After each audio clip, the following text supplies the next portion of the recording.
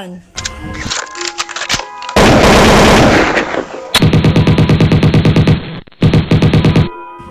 Sunod-sunod na putok ng baril ang maririnig sa loob ng kwartong yon. Pagkaraan nilang sandali, naligtas ng ilang mga pulis ang ilan sa mga naging biktima doon. Samantalang iba naman ay hinatak ng ilang mga sindikato at itinago sa ilang mga kwarto na naroroon. Sa kabilang banda, Hey, bring that girl together with us. We need her to be our hostage. Copy, boss.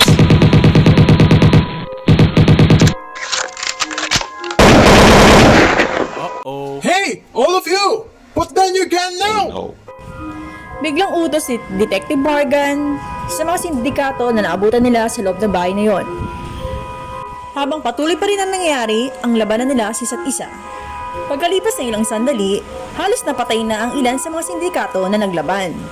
At nadakip na ilang mga pulis ang mga natirang buhay pa na sindikato sa loob kasama ng ilang mga bigating customer na sindikato rin na bumisita sa lugar na yon. Dahil sa isang malaking transaksyon ng bentahan ng mga kababaihan. Sa kabilang banda, naisipan naman ng grupo nila Hakil na tumakas at dumaan doon sa likod ng bahay na hindi alam ng mga pulis. Nang nagawa na nilang makalabas sa naturang bahay na yun at palapit na sila sa kanilang sasakyan, ay bigla silang kinorner ng ilang mga pulis na nag-raid sa paligid ng bahay sa labas mismo. Hanggang sa...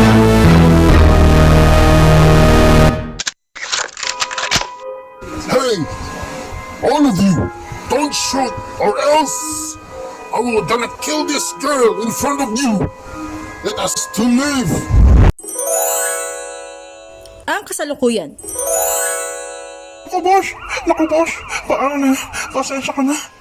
Nagbabalik ka naman siyang tumakas. At ngayon, mas seryoso na dahil ginawa nilang hostage si Miss Patricia. Bulong ng isang pulis na nasa tabi ni Detective Morgan. Sa mga oras na yun, marami rin mga pulis ang nakapalibot sa hideout nila Hakil. Nasaksiyan nila ang kasalukuyang ginagawang pagtakas na nasabing mga bandido. Dahil doon ay mas lalo nilang pinaigting ang kanilang pagbabantay, lalo na nasa kamay ng mga bandido ang buhay ni Miss Patricia. Ano ka ba, Chief? Nagtutuwag ka na ba? Dinadaga naman ngayon ang dibdib mo? Hindi ba mga pulis tayo? So bakit para atang mas takot ka pa sa biktima? Pasensya ka na, boss. Nadala lang ako ng sitwasyon. Alam mo naman na matagal na nating hinahunting sila, hindi ba? Ngayon lang tayo nagkaroon ng pagkakataon na makaharap ulit sila. Okay, sige. Bagong lahat, huminawan ka muna para makapag-isipan ng maayos. Ganitong gagawin natin, ha? Kailangan muna natin silang hayaan na makalis. Pagkatapos, ang gagawin ninyo ay paulan ng maraming bala ang kanilang mga gulong para hindi agad sila makalayo sa atin. Pero bagong lahat, kailangan sabihin lahat ng ilang mga pulis na maging handa at sabihin kagad ang ating iniisip na plano. Maliwanag ba? Maliwanag, boss. Sige po. Sasabihin ko sa lahat. Hey you, Moran, are you there or not? Sa kalagitnaan ng isang mainit na sitwasyon na kanilang pinagdaraanan, ay biglang sumigaw si Detective Morgan. Okay, all of you are free to go. But just one more thing. You just have let that woman to stay here. Don't bring her. And don't hurt her. Sa kabilang banda, hindi naiwasan na magpulungan ang ilan sa mga tauhan ni Hakil nang marinig nila kung anong nais na mangyari ng nasabing pulis. You heard that crazy mountain boss? He's been crazy, huh? What he's talking about? Don't mind him, asshole. Sa mga sandaling iyon, ay bigla namang sumigaw si Hakil bilang pagsagot sa pagtatanong ni Detective Morgan. As you wish, you freaking moron. You fool! Sa kalagitnaan na nangyayaring transaksyon sa pagitan ni Detective Morgan at ni Hakil ay mayroong hindi inaasahang nangyari sa mga oras na iyon.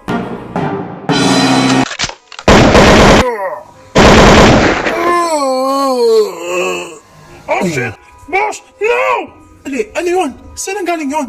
Biglang nagulat ang lahat nang bigla silang may narinig na putok ng baril na nanggaling sa di kalayuan. Dahil sa pangyayaring yon, ay biglang naalarma si Detective Morgan at bigla niya sinita ang kanyang mga tauhan. Dali lang. Nagbigay na ba ako ng signal para bumalik kayo? Sino ang bumalik sa inyo? Saan nanggaling yun? Naku boss, pasensya ka na. Pero walang isa sa amin ang bumalil. Hindi yun galing sa ating grupo. Marahil ay nanggaling yun sa ibang lugar na hindi pa natin marari hanggang ngayon. You deserve it, bastard! Mahinang usal ni Mr. Fernandez sa kanyang sarili matapos niyang baralin si Hakil sa di kalayuan na malayo sa mga pulis. Sa unang pagputok ng baril na ginawa ni Mr. Fernandez sa mga oras na yon ay kiniresulta ito ng unang pagtama sa balikat ni Hakil na kiniresulta ng pagbitaw nito sa pagkakayapos kay Patricia. Sa kabilang banda naman, nang nakawala na nga si Patricia mula sa pagkakayapos sa kanya ni Hakil, ay saka naman natamaan ang mismong dibdib nito sa pagtanggap nito ng pangalawang putok galing kay Mr. Fernandez. Dahil sa pangyaring yon, ay yun na nga ang naging mitya ng pagkamatay ni Hakil. Nagulat na lamang ang ilan sa mga tauhan nito nang makita nila na bigla na lang bumalagta sa sahig ang duguan na si Hakil at nawala na ito ng hininga. Oh my gosh! This can't be! Don't leave us, boss! Hindi nalalaman ng lahat sa grupo ni Detective Morgan na sumunod pala si Mr. Fernandez sa kanila. Ang tanging nalalaman ng lahat matapos ang naging pag-uusap nila noon sa police station ay tahimik na umuwi si Mr. Fernandez sa kanyang kondo at doon ay mataimtimang naghihintay na ang resulta sa kanila. Subalit, paraan lamang pala yon ni Mr. Fernandez upang makapagpalit ito na kayang gamit-gamit na sasakyan. Pagkatapos ay agara naman itong sumunod sa kanilang pupuntahan. Sa kabilang banda, wala naman sa plano ni Mr. Fernandez na barilin si Hakil, subalit nang makita niya si Patricia na halos na nanginginig na sa takot dahil sa tutok na baril sa kanya ni Hakil, ay yun na nagimit siya sa kanya para balutin siya ng sarili niyang galit. Sa kabilang banda, nang makita ng sarili mga mata ni Mr. Fernandez na napatay nga niya ang nabanggit na bandido, ay agad naman itong natakot. Dahil doon, ay hindi niya nagawang magpakita sa mga pulis. Bigla na lamang nito naisipan na sumakay ng dali-dali sa kanyang sasakyan saka ito umalis sa lugar na yun. Nagpatay mali siya na lang siya na parang walang nangyari. Pagkatapos nga ng pangyaring yon, ay nagdesisyon na nga sila na lapitan ang takot na takot na si Miss Patricia. Miss Patricia, huwag na kayo mag-alala. Ligtas na po kayo. Siya nga pala. Ako nga pala si Detective Morgan. Tara na po. Pumunta na po tayo sa ating mobile. Po! Maraming po salamat, Detective. Akala ko po, wala na pong darating na tulong para sa amin. Maraming salamat po. Akala ko po, tuluyan na kaming malulugmok sa kasamaan. Huwag na po kayo mag-alala. Huwag nyo na rin pong isipin yung mga nangyari. Bukod po rito, may isa pa pong tao na higit po kayong dapat magpasalamat. Kung hindi dahil po sa kanya, baka hindi kagad namin kayo ma-rescue. Po? Ganun po ba? Sino lang po siya? Mr. Fernandez po. Kaso hindi po namin siya kasama ngayon. Kasi po masyado pong delikado para sa kanya. Ngayon po, naroon po siya sa kanyang kondo at naghihintay na po ng balita mula sa inyo. Nais niyo po ba siyang makausap? Maaari po natin siyang tawagan ngayon. Ganun po ba? Detective, maaari po ba akong humiling sa inyo? Sige po, huwag kayo mag-alala. Ano po ba yun? Okay lang ba na huwag muna natin siyang tawagan sa ngayon? Bala ko po sana na kausapin na lang siya ng personal. Siguro mamaya kapag nagkita na kami. Okay lang po ba? Sige po, okay lang po. Maaari na po tayong pumunta sa ating mobile. Sige po, tara na. Lumakad na nga si Patricia at si Detective Morgan papunta sa kanilang mobile na sasakyan. Sa kabilang banda, dinakip na nga na ilang mga tauhan ni Detective Morgan ang ang ilan pang mga bandido na naabutan nilang buhay sa mga oras na yon hanggang sa dinala na nila ito lahat sa kanilang daladalang mobile na sasakyan. Sa kabilang banda naman, abala naman si Mr. Fernandez na nag-drive ng kanyang sariling sasakyan pabalik ng Manila. Sa kanya naisip na tawagan si Detective Morgan para makibalita tungkol sa sitwasyon ni Patricia.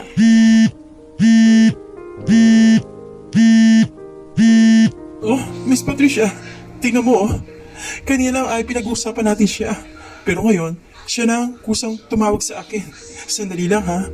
Sasagutin ko lang ang tawag niya. Oh, kumusta ang Detective Morgan? Anong balita dyan? Magandang gabi po, Mr. Fernandez. Isang magandang balita po. Naligtas na po namin si Miss Patricia. Dagdag ko rin po pala sa aking pag-report na marami din palang mga babae ang nakidap din doon bukod sa kanya. Sa katunayan po naligtas na po namin sila lahat. Pati yung mga ilang mga naabutan naming sindikato. Ngayon po, pabalik na po kami sa aming headquarters. Ganun ba? Isang magandang balita yan Sige, siya nga pala. Kumusta na si Miss Patricia ngayon? Okay naman po si Patricia. Sa katunayan po, narito po siya sa akin ngayon malapit sa aking kinaroroonan. Nais mo po siyang makausap? Siguro, Chief. Doon na lang tayo magkita sa headquarters ninyo. On the way na rin na naman ako papunta roon. Copy po, Mr. Fernandez. See you na lang po roon. Sa kabilang banda naman, halos hindi naman mapakali si Halina na palakad-lakad sa loob ng presinto. Habang kinakagat-kagat nito ang kanyang mga daliri sa kanyang kaliwang kamay. Mahina siya nagdarasal sa kanyang sarili na sana'y maligtas ng maayos ang kanyang pinakamamahal na kaibigan. Miss, mukhang kainap ka yata hindi mapakali To, tubig. Baka gusto mo nang uminom saglit. Pagalok naman ang isang pulis na nakaduty sa gabing yon sa loob ng presinto kay Halina. Naku po sir, maraming salamat dito Sige po. Agad naman itong lumagok ng tuloy-tuloy na isang basong tubig. Maya't maya ay nagsipagdatigan na nga ang grupo nila, Detective Morgan, sa naturang presinto at sila nagsipagbabaan ng sasakyan. Maraming mga babae ang naunang bumaba roon na nerescue nila Detective Morgan mula sa hideout nila Hakil. Samantalang si Halina naman ay patuloy na nagpalingalinga sa paligid habang hinahanap nito ang kanyang kaibigan. Sa uli, si Patricia na nga huling bumaba sa naturang sasakyan hanggang sa nakita na nga siya ni Halina. At dahil doon ay halos nagtatalon ito sa sobrang kasiyahan. Yahoo! Frenchie! Naku po! Sobrang saya ko't nakaligtas ka. Buti na lang nakaligtas ang friendship ko. Oh, thank God. Thank you very much. Sobrang sayang saad ni Halina sa nakita niyang kaibigan. Saka ito mabilis ang takbo papunta sa kanya. Nang nakapasok na ito sa loob ng presinto ay napayapos ito ng todo at napatalon sa kanya. I'm sorry, friendship, sa katigasan ng ulo ko at sa mga nasabi ko sa'yo kanina. Promise ko na hindi na talaga ako magmamaktol ng ganoon sa'yo. Para hindi na tayo mapahamak pa ulit. Talaga, Frenchie? Hopefully na magbago na rin tayo. Okay lang ba na huwag na muna tayo magpunta sa mga bar ngayon? Kasi nakakatrauma yung mga nangyari sa atin lalo na sa akin. Malungkot si Patricia habang inaalala niya ang mga nangyari sa nakalipas na oras sa buong araw na yun. Sige, friendship, kung yan ang gusto mo. Alam mo ba, naisip ko lang, siguro na kailangan ko na magbagong buhay talaga, no? Mas mabuti nga siguro, no? Na ganun talaga ang mangyari. Naisip ko nga Ano kaya kung magtayo na lang ako ng negosyo? Ano sa tingin mo? Alam mo, friendship, siguro, ang dapat na munang gawin mo ngayon, bumalik muna sa school. Hindi ba? Hindi ka pa naman pinababayaan ng suporta ng Amerikano mo? Hindi ba? Tama ba? Magandang chance na rin yun para samantalahin mo ang pagkakataon na makabalik ulit sa school. Para at least, sa susunod, wala ka nang aasahan na ibang tao bukod sa sarili mo. Kaya mo na mag-stand up na mag-isa. At hindi ka lugi kung sakali man na bigla kang iwanan ng Amerikano mo. Uy, friendship pa. Pa yung kaibigan lang yun. Huwag mo sanang masamay ng sinabi ko. Oo naman, friendship. Maganda nga sinabi mo eh. Tagos nga sa puso, ramdam na ramdam ko. Sa kalagitnaan ng pag-uusap ni Halina at ni Patricia, ay bigla naman dumating si Mr. Fernandez sa loob ng bisitong yun. Nagpalingalinga siya habang hinahanap niya ang kanilang kinaroroonan at biglang nagtama ang kanilang mga mata. Parang biglang tumigil ang mundo sa pagitan nilang dalawa. Si Mr. Fernandez naman ay hindi napigilan na magtantalize ang kanyang mga mata nang muli niyang makita si Patricia na ligtas at maayos ang kanyang kalagayan. Sila Halina at Patricia ay nakapwesto sa dalawang parte ng upuan na malayo sa pinakapintuan ng presintong yun. Nakatigil lang sa mismong pintuan ng lalaki dahil sa sobrang saya ng kanyang nararamdaman. Parang namagnet ang kanilang mga paningin sa isa't isa. Naghihintay lang ito na malapitan siya ni Miss Patricia. Halos hindi na naiintindihan ni Patricia ang sinasabi sa kanya ng kanyang kaibigan. Hey, girl! I'm talking to you, oh. Naiintindihan mo ba ang mga sinasabi ko? Bakit para atang bigla kang natulala at naging bato na riyan? Magsalita ka naman dyan, no? Bigla namang tumayo si Patricia nang biglaan at iniwan muna niya saglit ang kanyang kaibigan sa kanilang upuan. Nagsimula na nga siyang maglakad ng dahan-dahan papunta sa kinaroroonan ni Mr. Fernandez na hindi na lumilingon pa kay Halina. Nakatuon lang ang kanyang mga paningin sa mga mata ng lalaking nakatingin na rin sa kanya. Kaloka ka naman, friendship po. Saan ka naman ba pupunta, ha? Gulat na saad ni Halina nang biglang tumayo ang kanyang kaibigan. Sinundan na lang niya ng tingin si Patricia kung saan ito pupunta hanggang sa napansin niya na papunta na pala ito roon sa kinaroonan ni Mr. Fernandez. Hi! Kaya naman pala, parang naengkanto itong kaibigan ko. Kasi, dumating pala ang apple of the eye niya. Ay, talagang bruha na to. Ano ba kayo riyan? Nakakakilig naman kayo riyan, no? Hi! Sabi, parang kilig to naman sa nararamdaman ko ngayon. Ano ba kayo riyan? Nagpapaingit ba kayo, ha? Nang nakarating na ito roon sa pwesto ng lalaki, Hi, kumusta ka na? Nabalitaan ko kasi nangyari sa iyo kaya napunta ako dito. Hindi ko pa napigilan sa sarili ko na kumusta ka sa personal. kinakabahan na pahayag ng lalaki habang nakatingin lang sa kanya si Patricia. Mabilis ang kabog ng tibdid nito dahil sa mga titig na yon. Para na rin nagsisimula ng mamuo ang butil ng pawis ito sa kanyang noo. Sa kabilang banda naman, bigla nitong niyakap ang lalaki sa sobrang saya ng kanyang nararamdaman dahil sa sinabi sa kanya ni Detective Morgan na siya ang dahilan ng kanyang pagkakaligtas. Nagulat bigla ang lalaki sa ginawang yun ni Patricia. Parang halos gustong lumundag ng kanyang puso sa mga oras na yun dahil sa yakap nito.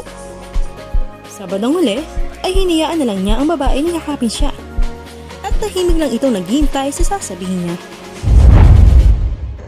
Sa kabilang banda, bigla namang lumapit si Detective Morgan sa kanilang pwesto nang mapansin niya na naroon din pala sa loob ng presinto si Mr. Fernandez. Good evening, sir. Nariyan na pala kayo. Naputol naman ang sasabihin pa dapat ng detective nang biglang nagtaas ng kaliwang kamay si Mr. Fernandez bilang pagpapakita ng hudyat na huwag na muna niyang ituloy kung ano man ang sasabihin niya sa mga oras na yun. Oops, wrong timing ata ako. Mahinang usal na lang ng detective at tumigil na nga ito sa pagsasalita. Kabilang banda naman, tinignan naman siya ni Mr. Fernandez para magsabi na kailangan na muna niyang umalis sa kanilang harapan para bigyan sila ng privacy. Naitaas na nga lang ni Detective Morgan ang kanyang kaliwang kamay. Sa kanya ito pinantakip sa kanyang bibig. Saka ito tumalikod papalayo sa kanila para tuguin ang kahilingan ni Mr. Fernandez. Nagpapasalamat ako ng sobra sa ginawang pagtulong sa akin.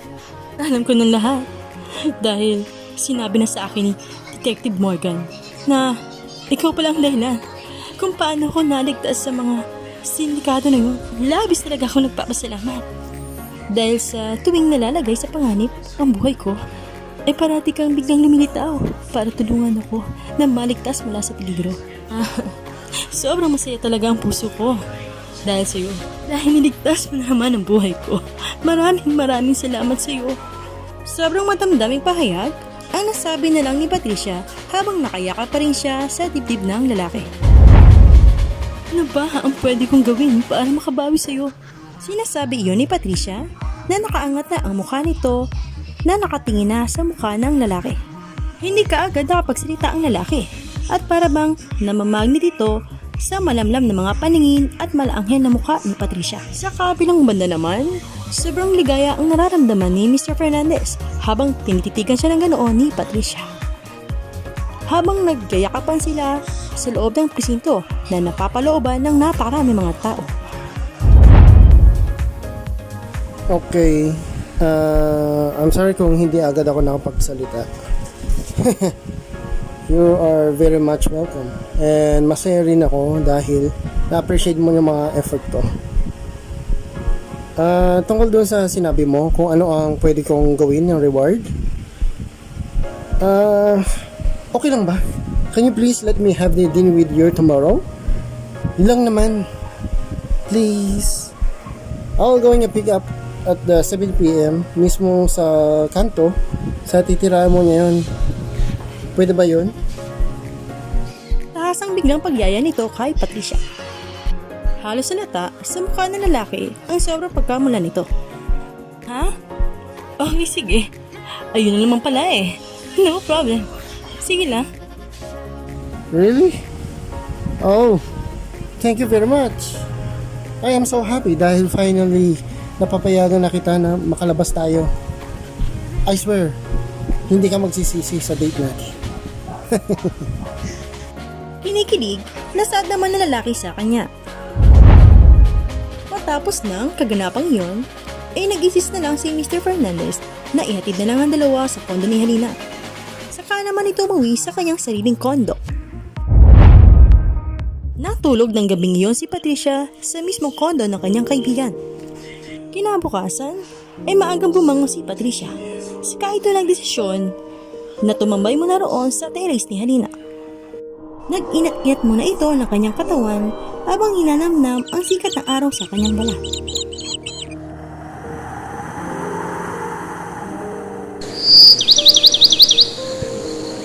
Hi people! Good morning! Sigaw na masigla nito sa kalawakan ng view na natatanong niya mula roon. Sa kabilang banda naman, habang nag-exercise ito, roon sa labas ng terrace ng kondo ni Halina, ay nagising na rin pala ang kanyang kaibigan na si Halina. Saka ito pumunta sa kanyang kinaroroonan pagkatapos ito bumangon. Napasandal na lang ito sa gilid ng terrace na yon habang nakakross ang kanyang mga braso. Habang pinapanood niya si Patricia sa kanyang ginagawa. Mukhang masigla ka ata ngayon at sobrang saya. At saka, sobrang aga mo na rin nagising ngayon as in sobrang aga pa talaga Parang hindi ka ata napagod sa mga nangyari siya kahapon Biglang tumigil si Patricia sa kanyang ginagawa nang marinig niya na biglang nagsalita sa kanyang likod ang kanyang nagising na kaibigan. Napalingon ito sa kanya. Oh, Halina, ikaw pala. Nagising ka na rin pala. Siya nga pala. Kumain ka na pala riyan.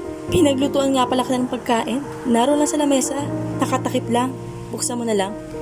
Pagkatapos magsalita ni Patricia, ay ipinagpatuloy niya muli ang kanyang pag-iinat ng katawan. Wow! Really, Beshi? Ano kaya? Kung dito ka na lang kayo tumira sa akin, ano sa tingin mo? Para at least wala ka ng struggle sa pagbabayad ng upa mo. Okay ba yun sa'yo? At saka, Beshi no hard feelings Kaso kasi, sa totoo lang, nakakatakot sa lugar niyo Alam mo yun? Parang kuta ng mga kriminal. Alam mo na yun? Yung mga hold-upper ba at mga magnanakaw, basta yun na yun. Grabe nakakatakot, kaya feeling ko, tama yung idea ko na dito ka na lang tumira sa akin. Para at least, sa tuwing uuwi ako dito may kasama ako. Kasi minsan, nakakalungkot din naman isa Anong sa tingin mo? Uy, grabe siya Grabe ka namang makapanglait, Besh. Parang hindi ka naman natira dati sa lugar na ganun. Hay nako, Beshi. Alam mo ba na matagal ko na kayang hinihintay na marinig mula sa'yo? Dati pa. Ganun naman pala eh. Baka hindi mo kagad sinabi, Besh. Di sana, matagal ka na nakatira dito, no? Dati pa. Ako ba talagang kailangan magsabi sa inyo, Besh? Ha? Alam mo naman na mahihain ako, hindi ba? Nahihiya kasi ako eh. O wala akong lakas na loob na magsabi sa'yo. Kasi ayokong isipin mo na sip-sip ako sa'yo, no? Ha? Ano, Besh? Pakiulit nga yung sinabi mo? Anong hiya-hiya ang sinasabi mo? Para ka namang others eh. Hindi na kaya uso sa rare hiya-hiya, no? Welcome na welcome ka kaya ikaw rito, no? Naku, Besh. Siya nga pala. I have an idea. Ano kaya kung magkakot ka na kaya ng gamit mo for tomorrow? Ano sa tingin mo? Total, Sunday naman bukas eh. Ano kaya kung kumuha na rin tayo ng tao na tutulong sa atin sa paghakot? O kaya service na paglalagyan ng gamit mo para madala rito ang iyong mga gamit. Don't worry, tutulungan kita sa paghakot. Tsaka magbayad na lang tayo para hindi na tayo mahirapan pa, hindi ba? Ano sa tingin mo? Ha? Sigurado ka ba? Mukha atang hindi magandang idea yan. Naku, hala. Wala kasi akong pangbayad roon eh. Ano ba yan? Ano ba yan, Sisi? Problemahin mo pa ba yan? Minamaliit mo naman ata ako eh. Don't worry, Sisi. Ako na bahala roon. We, sigurado ka ba, Sisi? Sinabi mo yan, ha? Ngayon pa lang, magpapasalamat na ako sa'yo. Nasa mining dining area na ang dalawang magkaibigan at nagsisimula ng kumain si Halina sa pagkainan. Samantalang si Patricia naman ay nagkakape na habang nakatayo ito roon sa harapan nito at patuloy pa rin sila nagkukwentuhan sa isa't isa. Hey girl, alam ko nakakahiya pero kakapalan ko ng mukha ko kasi kailangan ko talagang tulong mo eh. Okay lang ba na makihiram ng damit mo mamayang gabi? Oo naman oh. Bakit naman hindi? Siyempre, pwede. Dahil ba yan sa magiging date yung mamaya ni Mr. Fernandez?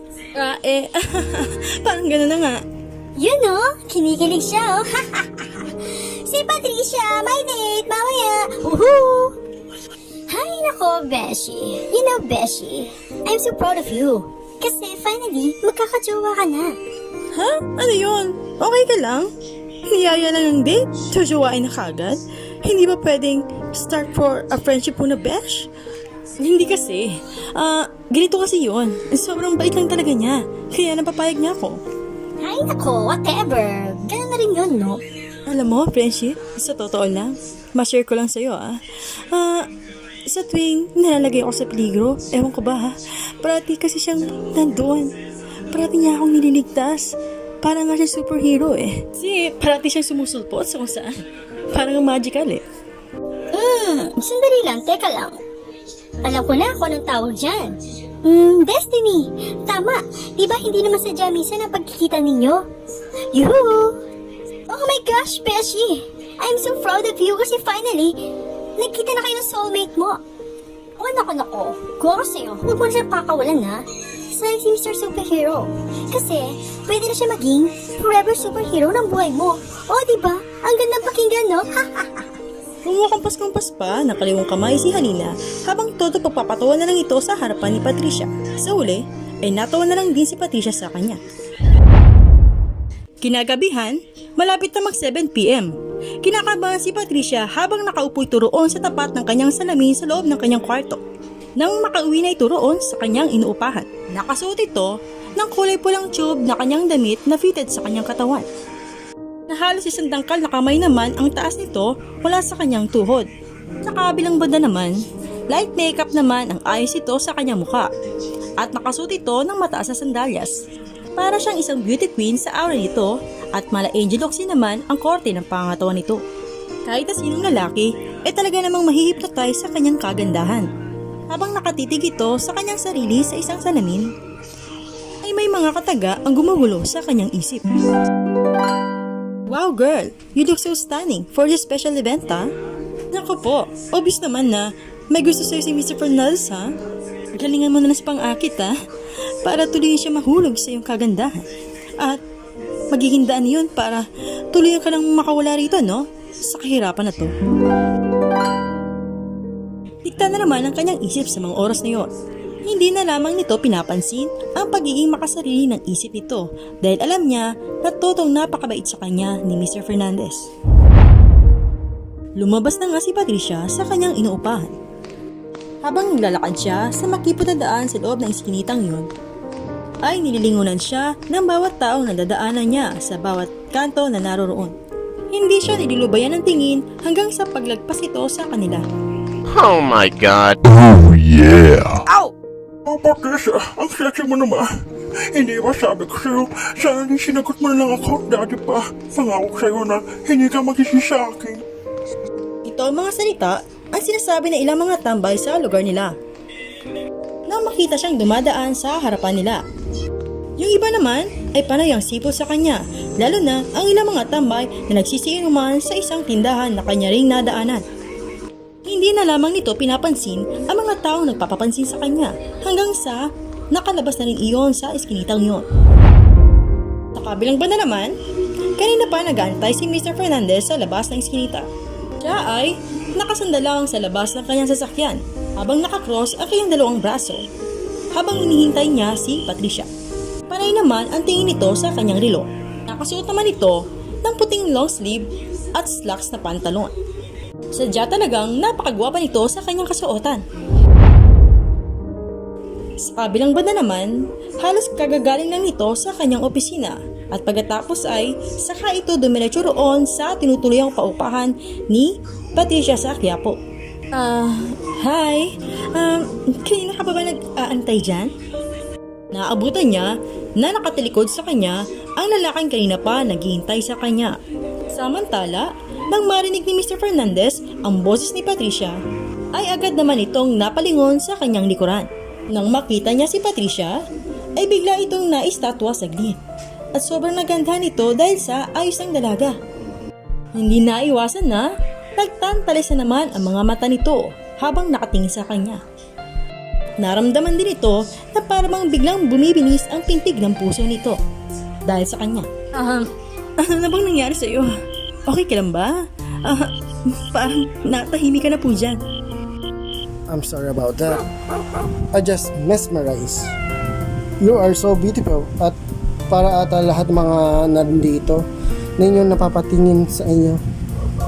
Well, masyado yata revealing sa suot mo ngayon. Masyado kang sexy sa damit mo. Ganun ba? Mukha atang hindi mo nagustuhan ng ayos ko. Sige, ganito na lang. Okay lang ba na bumalik muli ako sa aking inuupahan para magpalit ng damit? Makakapaghintay ka pa ba? Akma na sana siyang tatalikod pabalik sa loob ng iskinitang yon nang bigla siyang pinigilan ng lalaki. Nako, Miss Patricia, you don't have to do this. Hindi mo na kailangan magpalit ulit. Sobrang ganda mo na eh. Medyo masilaw nga lang sa mata. Joke. Okay. So, let's go. Tumango na lang ang babae, sabay pasok nila sa loob ng kotse nito. Sa kabilang banda naman, pinagbuksan naman siya ng pintuan ng lalaki sa unang upuan. At maingat na pinapasok sa loob. Dahil iyon, ang pinaka-espesyal na pagkakataon para kay Mr. Fernandez ay pinaghandaan talaga niya iyon. Isang malawak na hardin sa Makati ay may pinasetup siya na isang table na pandalawahan ng upuan. At occupied na ang area para sa kanilang dalawa lamang. Sadyang kumuha pa siya ng isang designer para iset-up ang lugar sa pinaka magandang ayos nito. May naka-arrange na mga buffet na kulay pulang rosas sa 4 na estanteng nakapaikot sa mismong kinaroonan ng kanilang maupuan. May nakakalat din na mga petals ng bulaklak ang nakapaikot sa kanilang lamesa. At ang pinakapansinin ay ang isang malaking arko na napapalibutan ng punong-puno ng fresh na mga bulaklak. Daraanan nila mamaya papunta sa kinaroonan ng kanilang lamesa. Sadyang mamamangha ang sinuman na madadala sa lugar niyon. Bukod pa roon, ay may mga masasarap ding pagkain ang nakahain sa lamesa na kanilang mauupuan mamaya. Sa gitna naman niyon ay may isang champagne ang nakahanda na nakalublob sa isang lalagyan na punong-puno ng mga ice cube. Pagkarating ng kanilang sasakyan, ay naunang bumaba si Mr. Fernandez at pumunta ito roon sa lalabasan ng pintuan ni Patricia. Pinagbuksan nga niya iyon ng pintuan at inilaya niya ito hanggang sa makalabas ito sa naturang sasakyan gaya ni isang prinsesa. Wow! Ang ganda naman dito! At napansin ko na parang halos walang katao-tao sa paligid. Sobrang tahimik. Saan nga ba tayo pupunta ngayon? Halika. Malapit na rin tayo doon. Pagyayang saad na lang ng lalaki nang hindi sinagot nito ng diretso ang tanong sa kanya. Sa kabilang banda, sumunod na lang si Patricia sa kanilang paglalakad. Biglang namangha ang babae nang makita niya na papalapit na sila sa isang mailaw na lugar. Hanggang sa naglalakad na nga sila papasok sa isang malahardi na sobrang ganda ng ayos. At pakiramdam niya ay lumulutang siya sa langit dahil sa sobrang kasiyahan. Lutang pa rin sa pagka-mesmerize ang dalaga hanggang sa narating na nila ang isang malaking arko na punong-puno ng mga fresh na bulaklak at pumasok sila hanggang doon sa lamesa na kanilang natatanaw. Speechless pa rin ang dalaga. Kumusta, Miss Patricia? Nagustuhan mo ba dito?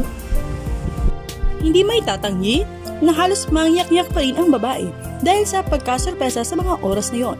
Dahil doon ay nakatakip na rin na kanyang kanang kamay ang kanyang bibig dahil sa sobrang pagkasorpresa sa paligid. Totoo ba talaga ang lahat ng mga nakikita ko ngayon? Sineta po ba talaga ang lahat ng ito? Yeah. Para sa iyo. I made it all for you. Sabi ko naman sa iyo, ang gagawin ko ay special para maging memorable sa ating gabi ito. Pwede na. Ang sweet mo naman. Hindi ko akalain na ganyan ka pala ka-sweet. Grabe, sobrang ganda talaga rito. Hindi ko talaga expected na sa ganitong lugar pala ako dadalhin. Maraming salamat Mangyak-iyak na pahayag naman ito sa lalaki. You're very much welcome, my Miss Beautiful Lady. Please, have a seat. Tumungo si Mr. Fernandez sa isang upuan. Sa kanya ito, itinulak pa patras para magkaroon ng espasyo na makaupo si Patricia. At pagkatapos makaupo ni Patricia, ay saka naman si Mr. Fernandez pumunta sa kabilang upuan sa siya naman ang umupo roon mismo sa tapat ng babae. Wow! Napakasarap naman ng mga pagkain na nakahain ngayon sa ating lamesa. Hindi talaga may pagkakailan na pinagandaan mo ang date natin ngayon Siyempre naman, para sa iyo yan. Maikling tugon naman ng lalaki. At saka naman niya tinignan ito na may malalim at malagkit na may pangungusap sa mga paningin nito. Halata sa mga mata ni Mr. Fernandez na may malalim na itong pagtingin para sa dalaga.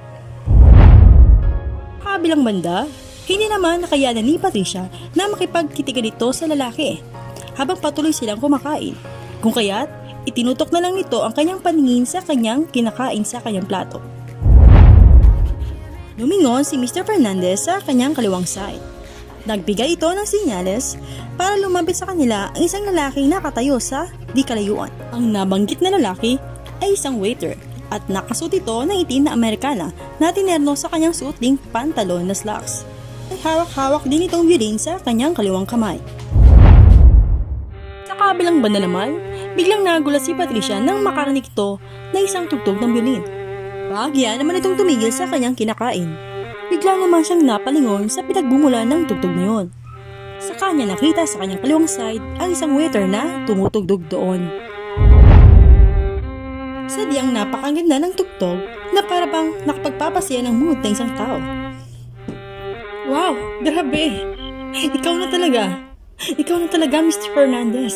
You are very a romantic person. Grabe, I really surprised again. Siyempre naman, para sa iyo yan. Richard na lang tawag mo sa akin. Kapag tayo lang dalawa, okay lang ba? Wow, nice name. Yeah, sure. Ngumiti muli ito at ipinagpatuloy na lang niya ang kanyang pagkain. Sa kalagitnaan ng kanilang pagkain, ay biglang tumayo si Mr. Fernandez. Saka ito nagtungo sa likuran ng babae. Sandali lang may papuntahan lang ako. Nagtungo na nga ito sa likuran ng babae. Saka naman may isang lalaki muli ang lumapit kay Mr. Fernandez. Para iabot ay isang malaking buffet na kulay rosas na pula. Iniabot na nga ni Mr. Fernandez ang bouquet na yon sa babae. Bigla namang napalingon si Patricia sa kanyang likuran nang napansin niya na naroon si Mr. Fernandez sa kanyang likod. This is for you, my dear lady. I hope you like it. Dahil sa pangyaring yon, ay halos muntik nang mapasigaw si Patricia dahil sa sobrang pagkasorpresa na naman. Nasorpresa na naman ito sa pangatlong pagkakataon. Seryoso ka ba talaga, Mr. Fernandez? Richard pala. Pasensya na. Alam mo ba, parang gusto ko nang mahimatay rito dahil sa sobrang pagkakilig dahil sa mga ginagawa mo para sa akin. Grabe. Dahil sa sobrang pagka-touch ko, hindi ko na talaga alam kung ano kung sasabihin ko sa'yo. Alam mo ba, wala pang ibang lalaki ang gumawa nito sa akin, maliban sa'yo. Dahil sa'yo, ipinakita mo sa akin kung gaano ko ka-espesyal ng tao na kahit ako mismo, hindi ko makita sa sarili ko. Dahil nga siguro sa mga pinagdaanan ko, sobrang madamdaming pahayag na lang nito sa kanya. Saka naman siya bilang tumayo at mahigpit niyang iyakap ang lalaki ng biglaan. Sa kabilang banda naman, nagulat naman ang lalaki sa kanyang ginawa. Subalit, hiniyaan na lamang niya na yakapin siya sa mga sandaling iyon. Sobrang ligaya rin ang nararamdaman ng lalaki sa mga sandaling iyon dahil nakikita niya kung gaano niya napapasaya ang babaeng minamahal niya. Pwede ba kita sayaw muli? Kagaya noong unang pagkakataon na nagsasayaw tayo sa Shangri-La. Biglang bulong naman ni Mr. Fernandez kay Patricia habang nakayakap pa rin sila sa isa't isa. Ha? Okay, sige. Kung ayan ang hiling mo. Tugon naman ni Patricia nang nagawa na nito mayangat ang kanyang muka mula sa pagkakayakap nito kay Mr. Fernandez. Nagsimula na nga silang sumayaw sa ganong ayos nila. Inilagay na nga ng lalaki ang kanyang dalawang kamay sa balakang ng babae. At ang kamay naman ni Patricia ay nakapatong naman sa dibdib ng lalaki. Habang sumasayaw sila sa gitna ay nakatitig lamang sila sa isa't isa. Ramdam na ramdam ni Patricia na may sinsero ang mga titig na yon sa kanya. Bukod doon ay para bang nangungusap ito na may pagmamahal para sa kanya. Alam mo, kagaya yung sinabi ko dati sa iyo, sadyang nakapakaganda mo, Miss Patricia. Noong una pa lang ay namamagnet na ako, attention ko. It seems like pati ang puso ko ay nababaliw na ako sa iyo. Hindi kita malimutan simula noong unang tayong makakilala. Madamdaming payag na lalaki habang titig na titig ito sa mga mata ni Patricia. Sinubukan niya ring hawakan ang kaliwang kamay nito para ilagay ito roon sa kanyang puso. Subukan mong damihin ang sinasabi ng puso ko para sa iyo. Kaya ka nitong alagaan at pagsilbihan kung hayaan mo na lang makaroon ng itong party dyan sa puso mo. Ha? Anong ibig mong sabihin? Hindi mo pa ba naramdaman ang tinitubok nitong puso ko? Tinitubok na ito para sa iyo. I started to care of you. I started to give you all my attention. And I love because I'm madly in love with you. Pagtatapat na ito ng kanyang pag-ibig para sa kanya. Habang sinasabi niya yon, ay hinalikan na nito ang kanyang kamay na nakapatong sa kanyang dibdib. Habang nakatitig pa rin ito ng mariin sa kanya. Parang sinusubukan nitong pag-aralan at tandaan ang bawat kanto ng malaanghel na mukha ni Patricia. Ha? Seryoso ka ba? Paano mo akong nagawang mahalin, Mr. Fernandez, ng ganong kabilis? Samantalang, hindi ba? Hindi naman tayo nagkikita ng ganong kadalas? Alam mo naman dati, hindi ba? Na dati akong escort girl? Hindi ba yun nakaka-bother sa'yo? Hindi mahalaga sa akin ang karaan mo. It's just that kaya mo baguhin ang dilim ng karaan mo for the better life. Just let me help you to bring the better future for you together with me. Just let me give you hope and become the hero of your heart. Just give me a chance to love you. I will going to assure you na hindi ka mabigo I am serious of revealing my true intention to you because it was my heart commanding to me to share my heart to you. I love you, Miss Patricia. Matapos niyang sabihin ang mga katagang iyon sa kanya, ay dahan-dahan na palang lumalapit ang kanyang bibig sa kanyang bibig.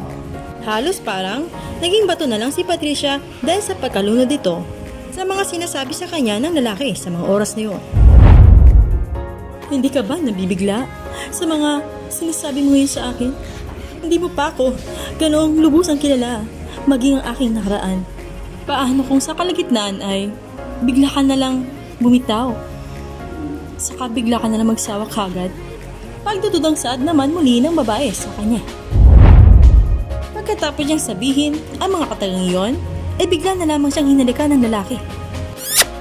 Nabigla naman si Patricia sa pangyayaring yon. Subalit, ramdam na ramdam niya na ang halik na yon ay may pagrespeto, may pagmamahal, at pagsusumamo sa kanya. Napapikit na lamang siya kaya ni Mr. Fernandez at parehas nilang dinadama ang init ng pagmamahal na pinapanandam ngayon ni Mr. Fernandez sa kanya. Ito isang masayang pagmamahal na nagbumula sa kaibuturan ng kanyang puso para sa babae. Medyo tumagal ng ilang segundo ang paghalik ng lalaki sa kanya. Nang bumitaw na ang lalaki sa pagkakahalik, ay nakapikit pa rin ito. Nahanda namang dumilat ng kanyang mga mata si Patricia. Sa kanyang pagdilat ay napansin niya na malapit pa rin ang kanyang muka sa mukha ng lalaki habang nakatitig pa rin ito sa kanya. I love you, my dear lady. Just give me a chance to spend my love with you. I will going to assure you na hindi ka mabibigo. Hindi naman kita minamadali. I'm willing to wait. Magsasalita pa sana si Patricia, subalit muli na namang dumampi ng isang mabilis na halik si Mr. Fernandez sa malambot na labi ni Patricia. Oh, sandali na. Ano na naman yan? Wala pa nga akong sinasabing pagpayag. Panay nakaw ka naman ng halik dyan. I'm sorry. Pero yun ang utos ng puso ko kasi dahil nababaliw na ako sa iyo. Don't worry. Hindi ako nagsusuko hanggat sa para makuha ko na ang matamis mong my dear lady. Pagkalipas ng sandali, natapos na nga ang buong magdamag ngayon na pareha silang lutang dahil sa pagkakilig. Pagkatid niya kay Patricia sa kanyang tinitirahan, siya nga pala, maraming salamat pala sa napaka-espesyal na gabi nang nangyari ngayon sa mga oras na to. Labis talaga akong nagpapasalamat. Masyado mo talaga akong pinasaya. Sambit na pasasalamat ang babae habang naroon pa rin siya sa loob ng sasakyan ng lalaki. Pagkalabas ni Patricia mula sa naturang sasakyan ay biglang nagulat ito dahil sumunod na rin pala si Mr. Fernandez na lumabas na rin ng kanyang naturang sasakyan. Oh, hindi ka pa ba aalis? Gusto ko sana personal kang mahihatid hanggang doon sa tinatiraan mo para mas panatag ako sa safe ka. Just wait a minute. Tinanggal naman ng lalaki ang kanyang nakasuot na coat na kulay itim. Saka naman niya ito ipinatong sa likod ng babae. Ito ay kanyang naiwan kanina sa loob ng kanyang sasakyan. Sa kabilang banda, hinayaan na lang niya ang lalaki na maihatid siya hanggang doon sa labas ng kanyang inuupahan sa loob ng skinitang yon. Habang naglalakad naman sila sa loob ng skinitang yon, ay hindi naiwasan ni Mr. Fernandez na maging malikot ng kanyang mga mata habang inililibot niya ang kanyang paningin sa mga bahay na nakanilang nadaraan sa bawat kanto na naroon. Sa kabilang banda naman, halos lahat ng mga tambay na naroon ay sa kanya nakatingin dahil isa siyang estranghero na bigla na lang bumasyal sa kanilang lugar.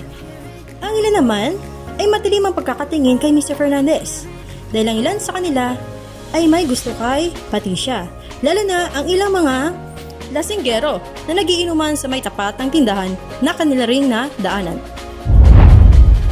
Nang mapansin iyon ni Mr. Fernandez, ay agad naman itong hinawakan ang kaliwang kamay ni Patricia habang naglalakad sila sa loob ng iskinitang yon. Napansin naman iyon ng babae, subalit hinayaan na lang niya na gawin sa kanya iyon ng lalaki.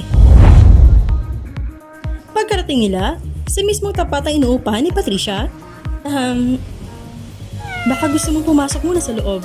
Baka lang na uuhaw ka. Maaari kitang painumin ng tubig. Sure. Maraming salamat. Saka Saka naman siya pumasok sa loob. Samantala, inikot naman ni Mr. Fernandez ang kanyang paningin sa loob ng kwartong iyon. Bigla niyang napansin na parabang ang kwartong iyon ay may kaliitan at sakto lamang iyon para sa isang tao.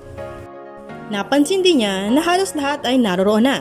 Ang sala, kusina at katabi naman ito ang CR. Ito'y walang divider sa loob.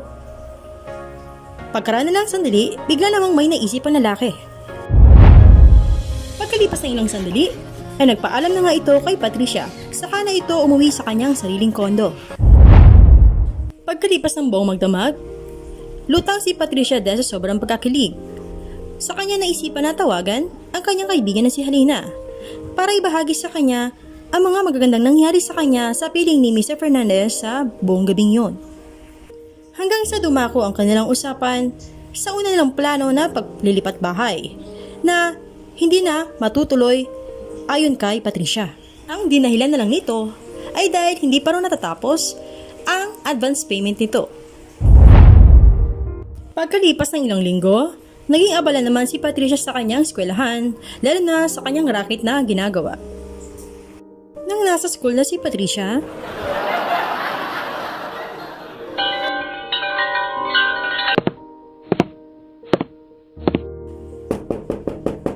Hi! Hello, Iha. Magandang tanghali sa'yo. Pwede ba magtanong? Kilala mo po ba si Miss Patricia Mendez? Dito ba ang kanyang classroom? Hello rin po. Okay, sige po, pwede po kayo magtanong. Ano po yan? Si Ate Patricia pala. Opo, dito po ang classroom niya. Iha, pwede ko ba siyang makausap? Maaari mo ba siyang tawagin para sa akin? Okay, sige po. Sandali lang po ha. Tatawagin ko lang po siya. Okay, sige Iha. Maraming salamat ha. Ate Patricia! Ate Patricia! Pasensya ka na sa abala ha. Kasi may lalaki naghihintay sa'yo doon, no? Sa labas ng pintuan. ha? Ganun ba? Okay, sige, maraming salamat ha. Oh, mga sis ha. Pasensya ka na pero kasi kailangan ko munang umalis saglit ha. Oh, sige lang. Huwag lang kayong tumigil sa pagpili ha ng mga paninda ko. Baka may magustuhan kayong bilhin dyan ha. Magaganda yan ha. Magaganda yung mga damit ko at quality pa. Galing Divisoria. Sige lang, tuloy yan sa pamimili. Promise, babalik talaga ako pagkatapos nito. Lumakad na nga si Patricia at iniwan na muna yung saglit ang kanyang mga kaklase na busy namang bumibili o namimili ng kanyang mga paninda. Nang nasa harapan na ito, ng lalaki naghihintay sa kanya sa labas ng kanilang classroom. Hello po, magandang tanghali po. Hanap niyo raw ako? Bakit po? Hi Iha, magandang tanghali sa'yo. Ito pala delivery galing Fort Panda. May pinadelivery para sa'yo. Ano po? Delivery galing Food Panda? Teka lang po. Medyo confusing eh. Kasi sa pagkakaalam ko po, wala naman po akong in-order. Baka nagkakamali lang po kayo. Kasi sa totoo lang po, hindi ko naman kailangan na umorder kasi wala po akong pera. O-order pa ako. Hindi ko naman po kailangan gawin yun. Kasi may mga malalapit namang bilihin dito, gaya po dyan sa kantin. Pwede naman po ako bumili dyan. Kung hindi po sa akin galing yan, kaya naman po ibang tao. Ganun ba Iha? Kasi ayon dito sa ways na ginagamit ko at sa address ng nakalagay dito sa mismong product, dito naman, mukhang hindi naman ako nagkakamaling dinala rito. Pwede mo i-check ito. Ayun hindi ba ito ang tamang address ng school na to? Oo nga no. Tama nga po yung address. Sandali lang. Naku po, pasensya po talaga. Kasi hindi talaga ako nag-order. Nagkamali po talaga kayo. At saka, grabe. Napakamahal naman po nito. Naku po, wala po akong pambayad sa inyo. Kasi estudyante lang po ako. Hindi nga po sapat yung pera na dala ko rito para sa ganyang kamahal na presyo ng product na yan. Naku Iha, huwag mo nang intindihan yun. Ang kailangan mo lang gawin ngayon, i-receive itong product na to. Kasi bayad na yan eh. Ang sabi nga nung nag-order nito, dalhin na lang daw ito at presyo na naiabot sa'yo. Yun lang. Ganun po ba? Maaari ko po malaman kung sino yung nag-order? Kung okay lang pong malaman? Si Mr. Richard Fernandez ang sender. May nais ka pa bang itanong? Sa mga sandaling yon, labis na nagulat si Patricia sa hindi inaasahang order ng pagkain ang dumating sa kanilang classroom. Lalo na nang malaman niya kung sino ang nagpadala nito. Bandang huli, ay hinayaan na lang ni Patricia at tinanggap na lamang niya ang mga biyaya na hindi inaasahang nangyari sa kanilang classroom. Subalit, bigla na naman siyang nagulat dahil ang inakala niya na isang bucket lamang na fried chicken ang in-order para sa kanya ay napakaraming pagkain pala ang in-order ni Mr. Fernandez para sa kanya dahil halos maraming pagkain ang pinagpapasok ng nasabing delivery man sa loob ng classroom nila. Dahil doon, Oh my god. Uh-oh. Wow naman, Ate Patricia! Ano yan? Napakarami namang pagkain yan! May fiesta ba? O birthday mo? Grabe! Napakasarap naman yan! Sana oh, ano to kuya? Bakit napakarami naman yan? Akala ko isang bucket lamang na fried chicken ang pinadala mo sa akin. Ano to? Bakit napakarami naman yan? Sigurado ka ba na para talaga sa akin yan? Nakakagulat naman. Tsaka, hindi ko naman po kayang ubusin lahat yan eh. Feeling ko parang yung buong classroom ko na ata ang kayang umubos yan eh. Grabe naman to si kuya oh. Nakakagulat naman. Ako, iha. Hindi ko alam kung bakit eh. Delivery man lang ako. Napag-utusan lang. Kung gusto mong malaman kung bakit ganyan karami ang pinadala rito, maaari mo naman tawagan si Mr. Fernandez. Hindi ba magkakilala naman kayo? Huwag ka mag-alala, iha. Nandito lang ako habang gusto mong malalaman yan. Sa uli, wala nga nagawa si Patricia, kundi tanggapin na lamang lahat ng mga pagkain na pinadala para sa kanya. Bukod doon, ay niyaya na lang niya ang lahat ng kanyang kaklase na pagsaluhan nila ang mga magandang biyaya na dumating sa mga sandaling yon. Sabay-sabay na lamang nilang inubo sa mga pagkain na naroon. Labis talaga natutuwa at hindi na malaman ni Patricia kung ano pa ang kanyang iisip dahil sa magandang mga bagay na ginagawa ni Mr. Fernandez para sa kanya. Pagkalipas muli ng ilang linggo, naisip naman ni Mr. Fernandez na dalawin si Patricia sa kanyang school. Nagdesisyon ito na mag-half day na lang sa kanyang trabaho.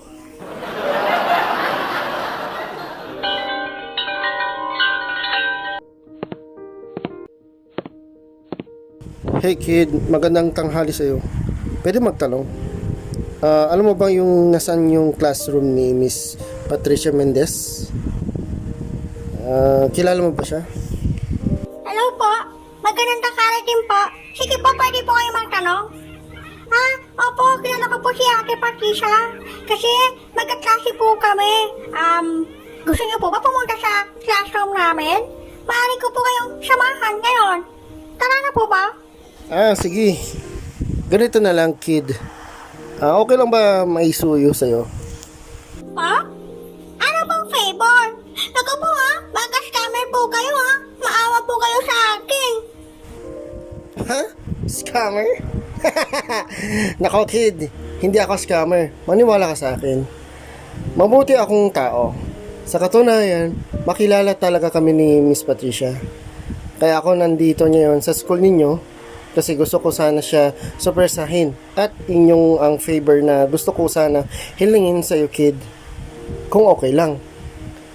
Okay lang ba yayahin mo siya pupunta dito sa labas?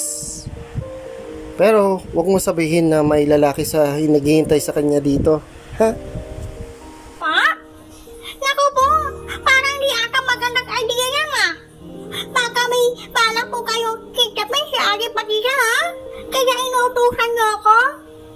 Naku po, sige ka, lusong po ka na sa pulis. Maraming mga pulis dito, ipapahuli kita. Ako, kid, hindi sinasabi ko sa iyo. Hindi nga ako masamang tao. Kanina, scammer niya yun, kidnapper. O sige, bata, ganito na lang. Para at least, hindi ka matatakot sa akin. Pwede natin puntahan yung police station, sinasabi mo. Kaya ko itong gustong gawin kasi gusto ko lang talaga siya surpresahin, yun lang. Nagawa nga ng batang babae na kausap ni Mr. Fernandez na lumapit sa isang mga pulis na natatanong niya mula sa kanilang kinaroonan. Iniwan na muna ng bata si Mr. Fernandez sa kanyang pwesto. Sa kabilang banda, nagpakita na lang ng mahabang pasensya si Mr. Fernandez para makuha nito ang tiwala ng bata. Sa kabilang banda naman, may nagpunta nga na isang pulis papunta sa kinaroroonan ni Mr. Fernandez, gaya ng nabanggit na bata. Subalit, kalaunan ay napansin ng bata na biglang sumulodo ang kanyang kasamang pulis nang nagkita sila ni Mr. Fernandez na para bang magkakilala ang dalawa. Sandali! Oh! Sandali! Ikaw pala, Mr. Fernandez! Magandang tanghali po sa inyo! Pasensya ka na ha! Kasi, bata kasi! Nagparabang nagdududa sa inyo! Wala naman, Chief. Pasensya ka na sa abala. Nakakaya naman sabihin pero kasi humingi lang sana ako ngayon ng konting tulong dito sa klase niya para sana doon naliligawan kong babae naroon sa loob ng school nila. Huwag ka mag-alala, sir, ha? Hindi naman siya underage. Sa katunayan, siya yung pinakamatanda roon sa kanyang mga klase. Ganun po ba, sir? Maaari po bang malaman kung sino po ang nililigawan niyo sa loob? Si Patricia Mendez po, Chief. Ganun po ba? Oh, si Miss Patricia Mendez pala yan. Naku, kilala ko yung batang yan. Napakabait niya at napakasipag niya. Naku, iha, mukhang nagsasabi naman totoo itong si Mr. Fernandez. Mukhang hindi naman masama ang kanyang intensyon.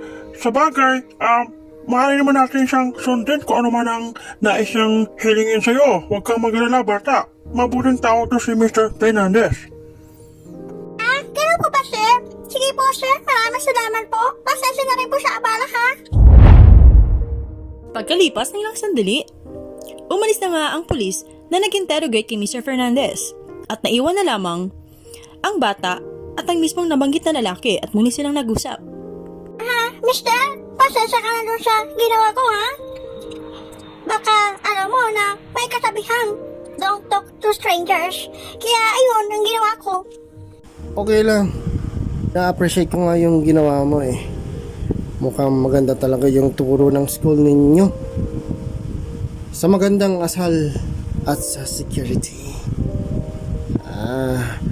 Ako nga, naiiya ako sa'yo eh. Dahil sa ginawa ko, nakabala kang tuloy. Pero, ito tanggapin mo sana. Bilang kapalitan perwisyo sa ginawa ko sa'yo.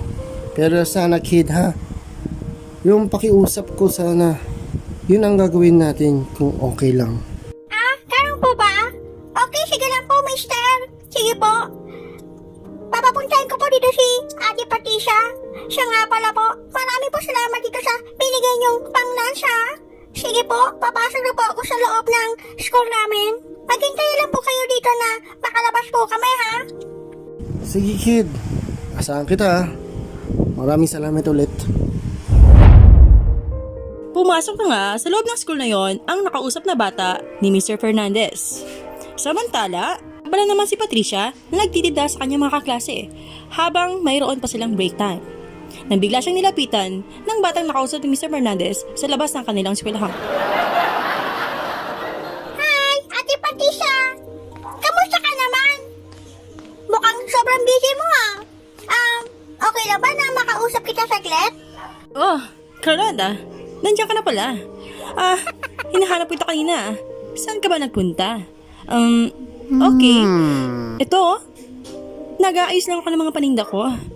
So, para at nakakarami ako ng mga customer ko ngayon. Ikaw, baka interesado ka. Gusto mo bumili? Ha? Yun na nga, ate. Kaya nga kita gusto makausap kasi gusto ko sana humingi ng tulong sa'yo. Yun na nga, ate. Kasi ganito yan. Yung lola ko kasi, birthday niya bukas. Ngayon, nag-usap kasi kami ng kapatid ko. Di nga namin alam kung ano ba ang magandang regalo para sa isang lola. Kaya nga, nandito ako ngayon at kinakausap kita, baka maaari mo akong tulungan. Ganun ba? Oh, tama-tama. Ito, maaari kang tumingin sa aking mga tinitinda. Baka dito mo makita kung anong gusto mong irigalo sa lola mo. Sample, ito mga accessory. Ganun po ba, ate? Naku, maganda ang idea yan. Kaso, may problema tayo eh. Kasi si Lola, hindi mahilig sa accessory. Sa mga binibenta mo naman damit, feeling ko parang wala ka namang kinitin ng pang-adult eh. Ano kaya ate kung sumama mo lang kaya kung mamili ng iniregalo doon sa palengke? Ano sa tingin mo? Maaari mo ba akong sabahan ngayon na pumunta sa palengke o kaya sa mall na lang? Hanggat may oras pa tayo, hindi naman malayo. Yun hindi ba? Wala pa naman na 10 minutes ang pagpunta doon. Tara ate, maaari mo ba akong samahan? Sigurado ka ba? Na hindi tayo malilate sa magiging klase natin mamaya? Kung aalis na tayo kagad, may time pa naman siguro mamaya na pumili after ng klase natin. Ako ate, parang malabo ata yun. Kasi alam mo naman, hindi ba, na araw-araw akong sinusundo ni Lola. Pasensya ka na ate kung ngayon ko lang naisip. Alam mo naman ate, kaya ako nagkakaganito kasi si Lola na lang yung nag-alaga sa amin. Kaya gusto ko na maging espesyal ang ibibigay namin sa kanya para sa birthday niya. Kasi alam mo naman na maagang namatay ang nanay ko. O, sige na. Para maging masaya ka na. Baka mamaya, magkaiyakan pa tayo dito. O, tara na. Punta na tayo sa labas. Sa uli, pinagbigyan na nga ni Patricia ang kahilingan ng kanyang nakababatang classmate na si Carlota. Sabay labas nila sa classroom nila. Nang nakalabas na sila sa kanilang eskwelahan, sakto naman na naghihintay sila mismo sa gilid ng kalsada ng jeep na kanilang masasakyan patungo sa pupuntahan ng palengke nang bigyang may nangyari na hindi inaasahan sa mga oras na yun. Miss, huwag kang kikilo sa masama. Hold up to. Meron akong itutok ng matulis na isang bagay itong likod mo. Unting galaw lang, maaari ka masaksak. Sumunod ka lang aking utos. Maliwanag ba? Ha? Ano po yun? Hold up? Naku po, mama. Maawa na po kayo sa akin. Hindi mo ba nakikita yung uniforme namin? Estudyante lang po kami. Wala po akong maibibigay na kailangan ninyo. Maawa na po kayo. Mahirap lang po ako. Sandali lang. Parang pamilyar po ang boses ninyo. Nagkita na ba tayo noon? Dahil sa pangyayaring yun, nagawa nga ni Patricia na lumingon sa kanyang likod para malaman kung sino ang nang hold up sa kanya. Subalit, pagkatapos niyon, ibigla siya nagulat sa kanyang nalaman. Natakot ka, no? Kala mo, totoong hold upper na. Joke! Ano ba? It's me, Fernandez. Surprise! Kumusta ka na? Ay, pala ka! Anak nung... Ano ka ba naman, Mr. Fernandez? Ikaw pala yan! Grabe Grabe, labis mo talaga akong tinakot. Akala ko talaga, alam mo ba, parang feeling ko malalaglag yung puso ko dahil sa ginawa mo. Grabe Grabe yung bad trip na. Ano man ginawa mo? Bakit nalakas mong trip ngayon, ha? Grabe ate Patricia, nakakatawa naman yung mukha mo. Teka, sandali. Ano? Anong sinabi mo? You mean, magkakilala ba kayong dalawa? Ano to? Sampatan ba to? Teka nga lang. Hindi ba kaya tayo pumunta sa labas dito kasi humingi ka ng tulong sa akin? Para doon sa birthday ni Lola mo bukas? Oops! Ito na nga ba sinasabi ko eh. Ate Patricia, pasensya ka na kung na-trip kita. Trip lang kasi yun eh. Kasi kaya nag-iisip talaga kung paano kita mapapalabas dito. Sorry kung nagsinungaling ako. Totoo lang, ginawa ko yun kasi gusto ka daw makausap ni Mr. Fernandez. Pero sa totoo lang talaga, hindi talaga kami magkakilala. Kanina lang nangyari yun. Kasi humiling siya sa akin. Kaya, ayun ang ginawa ko. Pasensya ka na, Ate Patricia. Naku, Miss Patricia. Wala talaga siyang kasalanan dito, ha? Ako talaga yung may kasalanan. Kaya, sa akin ka na lang magalit. Kasi ako talaga nag-utos sa kanya dito para puntahan ka sa labas. Ayun na nga. Yun naman din dapat ang una kong tatanong sa'yo kanina. Kasi lang, medyo naguluhan ako eh. Ano nga pala ginagawa mo dito sa school namin? Bakit ka nga pala nandito at bakit gusto mo akong makausap? Di ba may trabaho ka?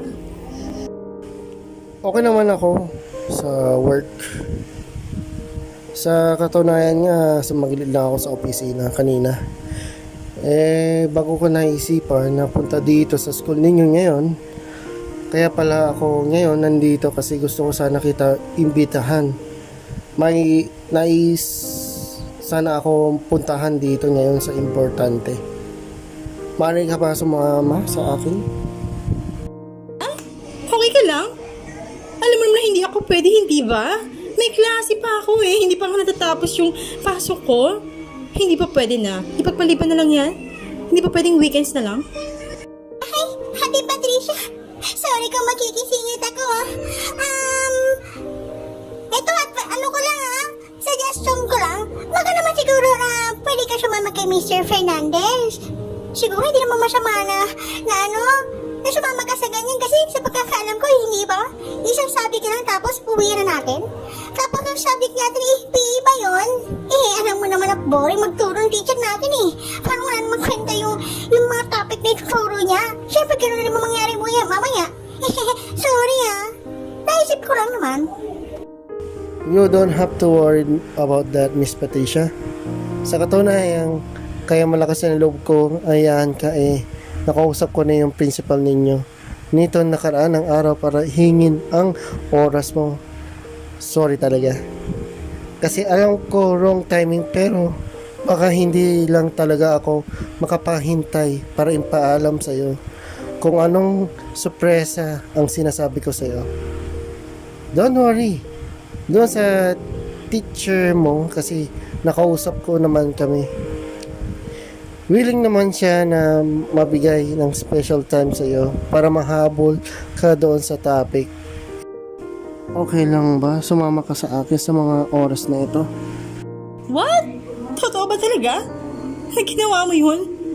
Grabe, parang hindi makapaniwala. Ganyan ka ba talaga kadesperado? Ay. So, anong gagawin ko ngayon? Di, sasama na lang ako sa'yo. Na-set up na pala lahat. Siya nga pala. Okay, sige. Okay na ba na makahiling sa'yo? Na maaari ba kaming bumalik muna ulit sa doon sa loob ng classroom namin? Kukunin ko na yung mga gamit ko na naiwan doon. Pagkatapos, maaari na tayong umalis. Okay, sige, don't worry. I'm willing to wait patiently for you. Siya nga pala, ikaw naman kid, maaari ka sumama sa amin. Nais mo ba sumama? Po? Ako po? Naku, hindi na po. Maraming salamat na lang po. Baka kasi maka-istorbo po ako sa inyo kasi moment yan eh. At saka kasi, hindi kasi ako nakapagpaalam ng maaga kay Lola. Naku po, maghahanap sa akin yung mamaya. Kapag bigla na lang ako sumama sa inyo. Sige po, papasok na lang po ako. Maraming salamat na lang po. Mag-enjoy na lang po kayo ha. Sa uli, napagdesisyon na nga ni Patricia na sumama kay Mr. Fernandez sa kanyang pagyaya.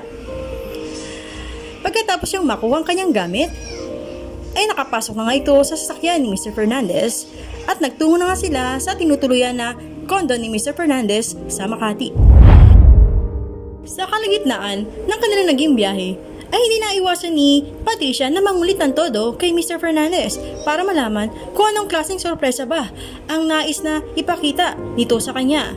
Kung bakit kailangan na lang na pati ang kanyang pagpasok ay maapektuhan dahil sa sorpresa na yon. Samantalang si Mr. Fernandez ay nananatili pa rin tahimik sa kanyang pagdadrive kahit na kinukulit na siya ni Patricia. Nang nakarating na sila sa basement ng kondo na tinutuluyan ni Mr. Fernandez, ay biglang nagsalita si Patricia. Oho! Bakit tayo pumunta sa kondo mo? Narito ba yung sinasabi mong sorpresa? Oo. Sige na, magsalita ka na. Makikita ko rin naman yung mamaya eh. Ano, please?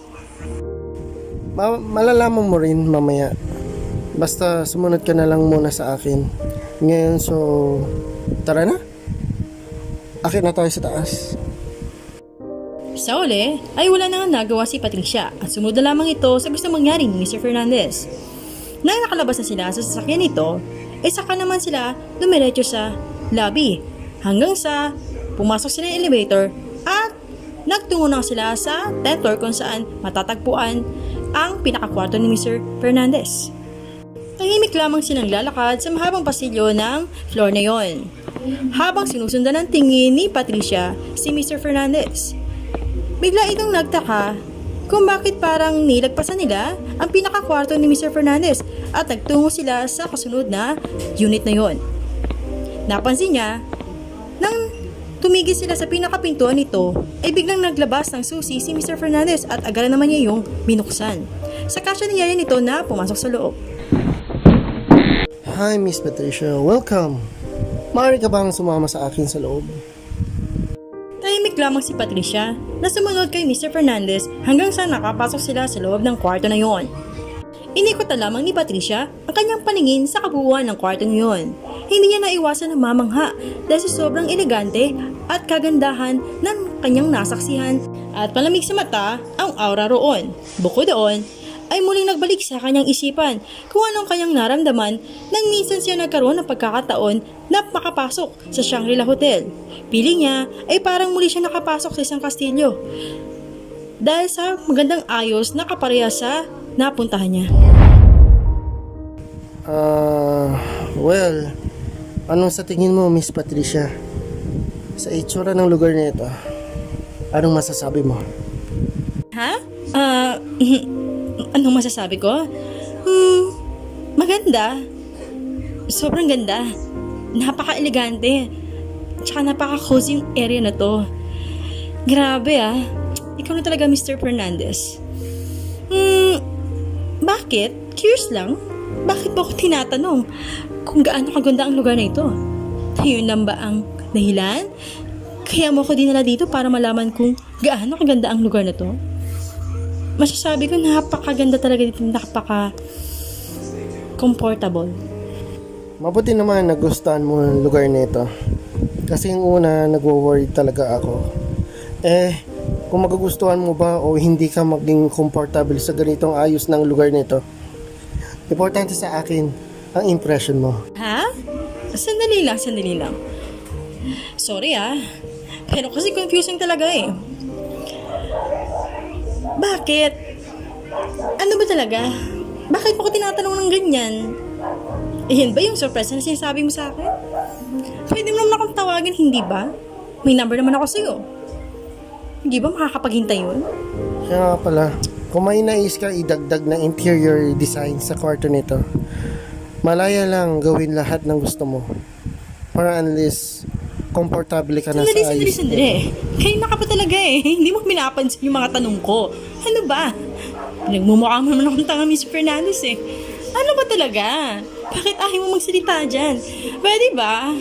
Sagutin mo naman ang direkta yung mga tanong ko. Yun ba talagang dahilan? Kaya pinag-absent mo pa ako para lang tanongin kung gaano kaganda, kung komportable ba sa akin? Ano naman yung sinasabi mong interior design? Pwede ako mag-design dito? Bakit? Ano ba talaga? Ano ba yan, Mr. Fernandez? Seryoso na ako. Pwede ba? Sabi mo na yung totoo sa akin. Hindi na nga siya nagpatumpik-tumpik sa kanya nilapitan si Patricia ng dahan-dahan.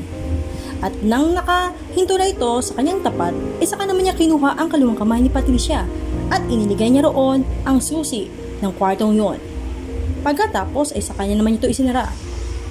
Sa kanya tinitigan na may malalim at nangungusap ang mga mata ni Patricia, saka siya nagsalita. This is my special surprise for you. Sana magustuhan mo na handog ko para sa iyo.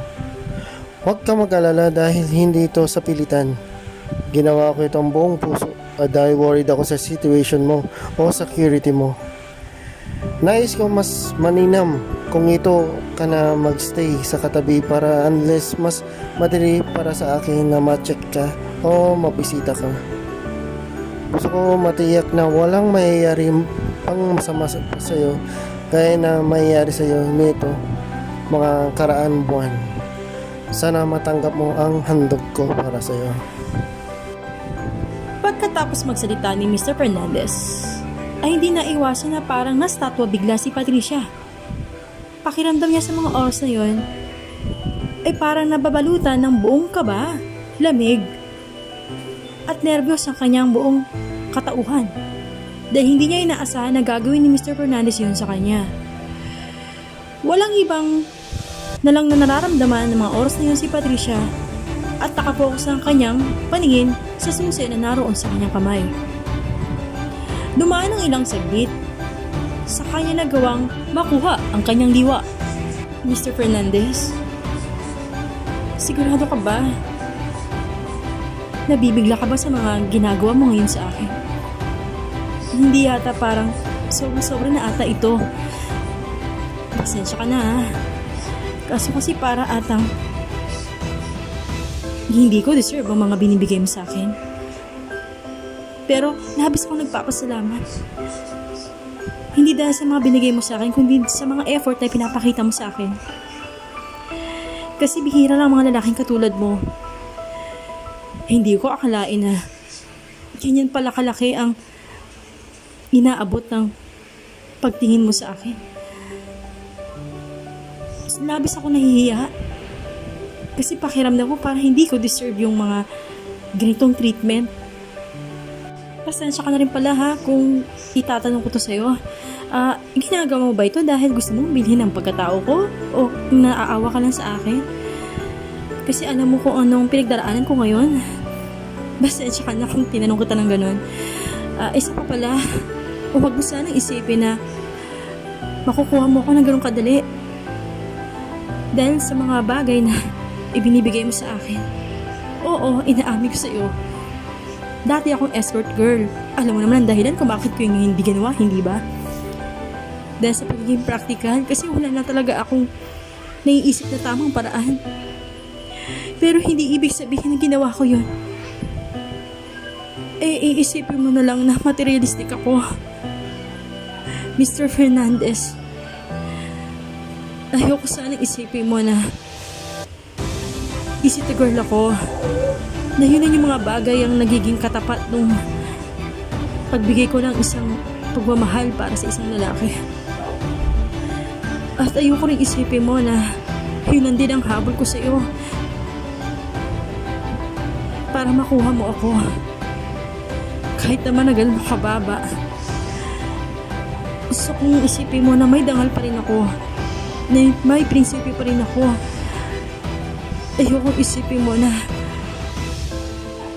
ayun na magiging daan o gagamitin kita para makuha ko ng madali ang mga pangarap ko. Naniniwala pa rin ako sa tinatawag na prinsipyo at dignidad. Patawarin mo ako, pasensya ka na kung masyado akong madrama. Patricia, hindi naman sa ganun. Hindi ganun na iniisip ko kaya ko itong ginawa. Hindi dahil sa gusto kong bilhin ang pagkatao mo o naawa ako. Ginawa ko ito dahil alam mo naman na mahal kita. Ito ang aking paraan para ipakita ko sa iyo kung gaano kita kamahal at kung gaano ako kaseryoso sa iyo. Lahat ng gagawin ko para sa iyo. Ginawa ko ito para sa security dahil napapansin ko sa tinitirahan mo sa Quiapo kung gaano kadelikado ang lugar na yun para sa iyo. Alam mo yun kung gaano karami ng tambay doon na-attract sa iyo kahit wala ka pang gawin. Alam mo yun. Dahil doon sobrang akong nag-aalala para sa iyo sa security mo. Dahil minsan mo na naranasan papahamag dati. Ano mo yun? Sana ayaw mo na lang ang gawin ng ito para sa iyo. Para unless mababago ko ang buhay mo. Hindi mo ba appreciate ang ginawa ko? Hayaan mo. Naiisip mo na lang na ito na ang simula niyong pagbabago. Para unless mas madali para sa iyo na maabot ng pangarap mo. Hayaan mo sana maging instrumento ako at maging daan para sa pagtupad ng mga pangarap mo. Handa ako gawin ninyo lahat ng para sa iyo dahil mahal na mahal kita. Ganun ba? Nagpapasalamat ako talaga. dahil binibigyan mo ko ng ganitong treatment. Pero okay lang ba na hilingin sa'yo? Maaari mo ba akong bigyan ng panahon para pag-isipan ang mga nangyayari sa atin ngayon? Kasi nabibigla ako sa mga pangyayari. Hayaan mo ako na pag-isipan na lahat. Sa ako sasabihin sa'yo kung ano ang magiging sagot ko. Sige, okay lang.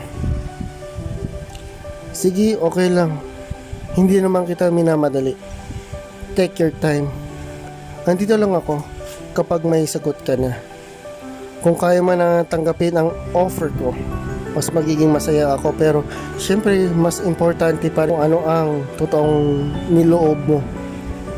Irespeto ko pa rin kung ano naman ang isasagot mo.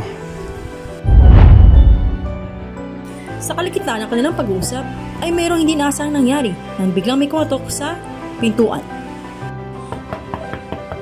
Kaya nga pala, munti ko na makalimutan. Miss Patricia, maaari ka ba sumama muli sa mismong kwarto ko? Ha? Ganun ba? Okay lang ba kung malaman kung anong meron doon? Kasi may pinahanda pala ako na isang munting salo-salo para sa ating dalawa doon sa loob ng kwarto ko. Dito ko na lang sana kumain. Maaari ba? Tara na. Ganun ba? Okay, sige. Maraming salamat ha. Nagawa na nga ni Mr. Fernandez at ni Patricia na lumabas sa kwartong yon. Pagkabukas ni Mr. Fernandez sa pintuan na yon ay bumungad sa kanya ang isang waiter. Hi, sir. Magandang gabi po. Nais ko lang po sabihin na nakahanda na po lahat sa kabila. Okay, sige. Maraming salamat. Pagkalipas ng sandaling iyon, ay nagawa na nga ni Patricia at ni Mr. Fernandez kasama ng isang waiter na nakapasok sa mismong kwarto ni Mr. Fernandez. Pagkapasok nila, ay biglang bumungad ang sobrang bango ng amoy ng isang bulalo, ng tinola at iba't ibang klase ng mga lutong pambahay na bumabalot sa kabuuan ng kwartong yun. Hindi na iwasan ni Patricia na mahalimuyok sa kanyang naamoy. Napakabango naman ng kwartong ito. Grabe, natatakam tuloy akong kumain. Tamang-tama, hindi pa ako kumakain. Ano ba ito, Mr. Fernandez? Bakit napakabango dito sa kwartong ito? May piyesta ba? Wala lang, trip ko lang magluto na yung ganyang karami. Kasi alam ko na magiging special ang bisita ko sa mga oras na ito. Pinuluto ko talaga yan para sa iyo kasi alam kong paborito mga lahat yan. Sana magugustuhan mo. Hindi na lamang nakapagsalita si Patricia sa mga sandaling iyon. Sobrang pagkakilig na ang nangyayari sa kanyang dibdib dahil sa mga bagay na nangyayari sa araw na yun sa kanya. Inakay na lamang siya ni Mr. Fernandez sa hapagkainan saka na sila nagsimula ng kumain. Sa mga sandaling iyon, ay may isang waiter na naroon sa loob ng kwartong yun ang biglang nagdala ng isang tray na may isang misteryosong takip na pagkain. Saka ito lumapit kay Patricia at iniligan niya nga iyon sa lamesa. Sa kanya ito'y tinulak sa pinaka-plato ni Patricia. Pagkalipas ng sandali, pagkatapos nilang kumain ay biglang nagsalita si Mr. Fernandez. Siya nga pala, Miss Patricia. Ito nga pala ang ating pinaka-dessert. Sana magustuhan mo. Maaari mo ba siyang buksan? Samantala, pagkatapos buksan ni Patricia ang isang misteryosong tray na may takip, ay bigla itong nagulat. Dahil ang kanyang naabutan sa loob ay isang puting envelope. Di ba doon sa sinabi ni Mr. Fernandez na isang dessert na inakala niyang pagkain? Bigla siya nagtanong kay Mr. Fernandez. Ha? Sandali lang. Akala ko ba pagkain na dessert?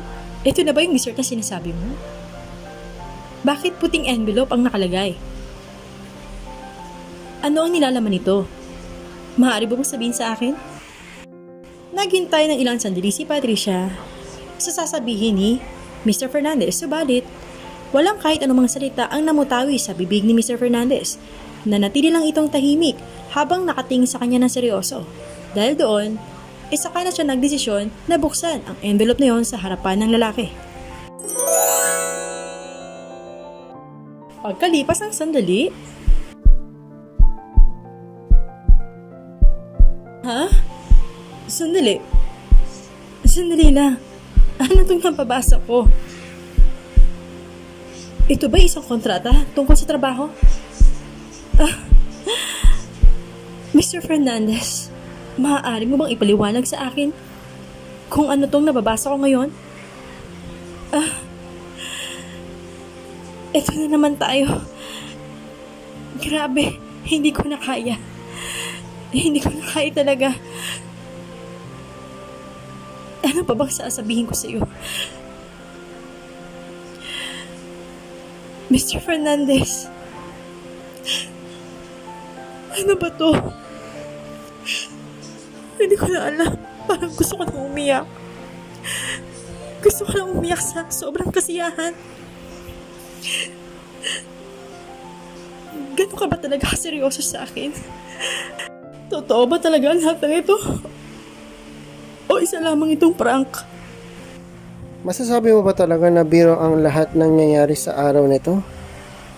Sa bagay, hindi kita masisisi. Pero, Miss Patricia, totoong buhay nito.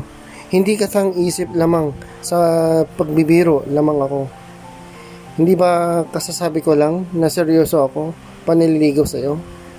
At hayaan mo na lang magiging daan ako sa pagbabago mo. Ito na ang pagbabago sa sinasabi ko sa iyo. Kinumpleto ko na. Kaya sana appreciate mo lahat ng ginawa ko para sa iyo. Yung nakita mo ngayong nahawak mo sa inyong kamay ay isang kontrata. Binigyan kita ng pagkakataon ng pagtrabaho sa aking kumpanya bilang sa secretary. Kung nais mong tanggapin. Hindi ko na alam ngayon kung paano ko i-handle to emotion ko. Siguro sa lahat ng mga pinakita mo ngayon, hindi masasabi ko napakaganda. Pero, posible ba talaga yun? Kahit wala pa akong tinapos? Posible ba talaga? Makapagtrabaho na ako kahit wala pa akong pinapakita na kung ano man nakatibayan para masabi kong karapat dapat ako. Tao ka ba talaga?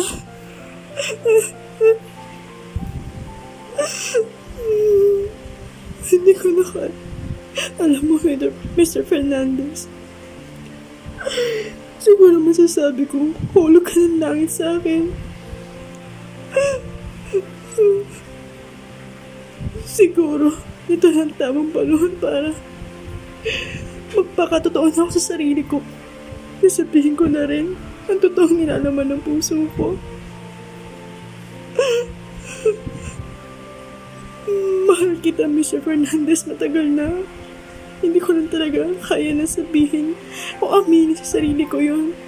Kasi wala akong dangal o lakas ng loob na itaas ang sarili ko sa iyo. Dahil sa sitwasyon ko, wala akong ipagmamalaki sa iyo. Nanilito ako sa sarili ko.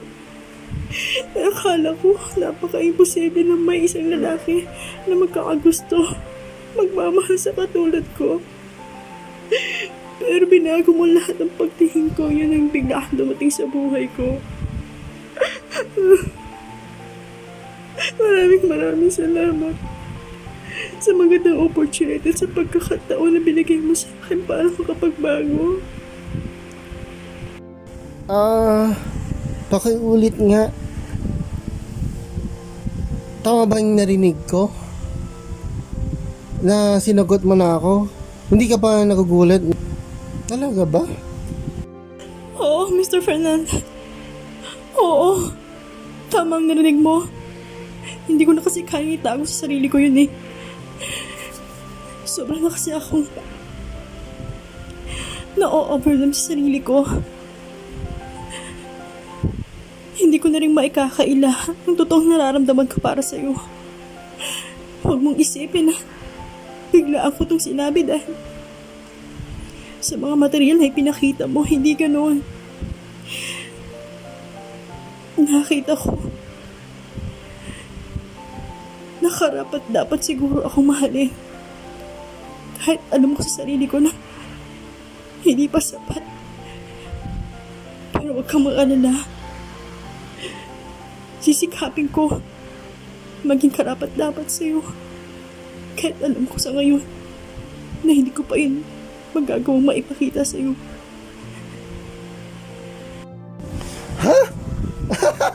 Yes! Yes! Sinagot na ako ni Miss Patricia. Sobrang saya ko na talaga. Dahil sa wakas, ngayon ay girlfriend ko na siya. Narinig niyo yon? Narinig niyo yon? Hindi na ako nag-imagination. Yes! Yahoo! Pagkatapos ng kaganapang iyon, ay hindi napigilan ni Mr. Fernandez na yakapin si Miss Patricia sa harapan ng mga waiter sa loob ng kwartong iyon na nagsilbi ring mga audience nila. Bukod doon, ang mga waiter na nagsilbi ng kanilang mga audience mismo sa loob ng kwartong iyon ay hindi napigilan na magpakita ng sobrang pagkakilig dahil sa mga nasasaksihan nila ng mga mainit na kaganapan sa pagitan ng dalawa na naging revelasyon nila. Pagkalipas ng ilang linggo, talaga namang pinag-isipan ng maigi ni Patricia ang mga offer sa kanya ng kanyang kasalukuyang katipuan hanggang sa napagdesisyon na nga niya na tanggapin na lamang ng buong puso na may pagkakumbaba ang lahat ng yon. Ang ilan din sa dahilan kung bakit mas pinili ni Patricia na magstay sa poder ni Mr. Fernandez ay dahil mas nai-inspire ang kanyang puso na makita ito araw-araw. Sa kabilang banda, hindi naging madali para kay Patricia ang magsagawa ng ganung klase ng desisyon dahil alam niya, noong una, ang kanyang kaibigan na si Halina ang una nang ipagkasundo sa kanya para samahan siya o tumira sa kanyang poder. Isinalang-alang na lang nito ang kanyang magiging kalagayan na kung sakali man na biglang bumalik ang kanyang sugar daddy na si Mr. Mayor ay baka siya pa ay maaaring maging abala sa kanilang dalawa kung kaya't mas pinili niya na manirahan na lang kapiling ni Mr. Fernandez sa kabilang kwarto. Sa uli, ay inunawan na lamang ni Halina ang gusto mangyari ng kanyang kaibigan. Pagkos, ay nagpakita pa ito ng matining suporta at kasiyahan para sa kanyang kaligayahan. Sa kabilang banda naman, hindi naman binigo ni Halina ang kanyang pangakong pagbabago sa kanyang kaibigan na si Patricia. Bagkus ay pinatunayan niya ito nang bigla itong nagbalik loob sa pag-aaral.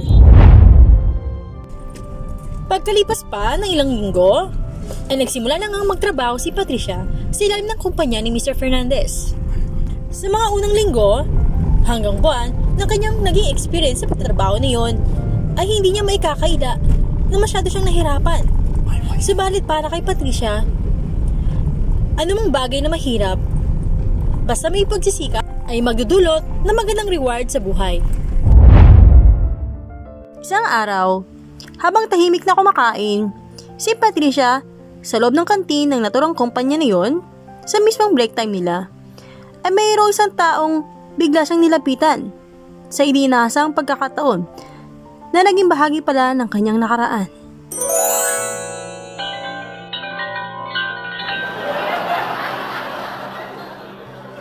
Hi? Oh, Patricia? Patricia Mendez, ikaw ba yan?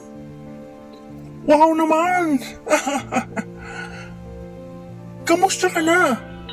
Nakaalala mo ba ako? Siya nga pala, bago ang lahat, maaari bang tumabi sa'yo? Po? Kilala niyo po ako? Okay, sige. Pwede naman kayong umupo diyan. Malaki naman yung espasyo na maupuan. Sige lang po. Oh, maraming salamat na. Ito na, grabe, mabalik na kataas yung usapan. Ako, grabe. Patricia, halos hindi kita makilala. Grabe, ang laki-laki mo na. Grabe, maliit ka pa nun nung kulit tayo nagkita. Kumusta ka na? Naalala mo ba ako? Kilala mo ba ako? Ha? Sorry po kaso kasi hindi talaga kita matandaan. Saan nga ba tayo nagkakilala?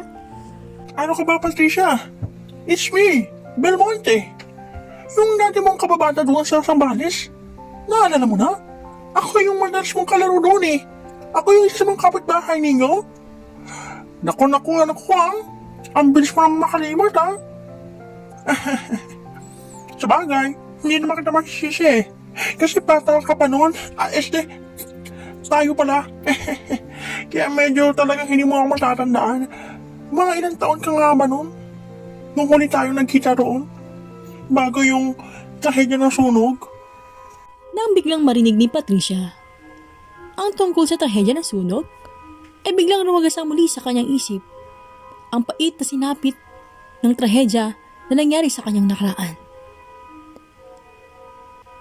Doon na lang niya napagtanto na lahat pala ng mga tao na naging bahagi niyon ay halos nakalimutan niya.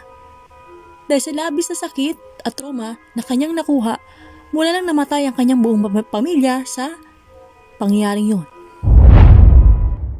Pagkatapos magpakilala na lalaking nakatabi niya, ay doon niya lang naalala na siya pala ay kanyang kababata nung naroon pa siya sa Sambales. Ha? Belmonte? Belmonte? Oo, Belmonte, ikaw nga! Naalala na kita! Ikaw pala yung nakalaro ko dati nung nasa Sambales pa tayo. Oh, kamusta ka na rin? Ano nga palang ginagawa mo rito? Ha? Empleyado ako rito. Matagal na ako nagtatrabaho rito. Ako dapat na magtatanong sa iyo kung anong ginagawa mo rito.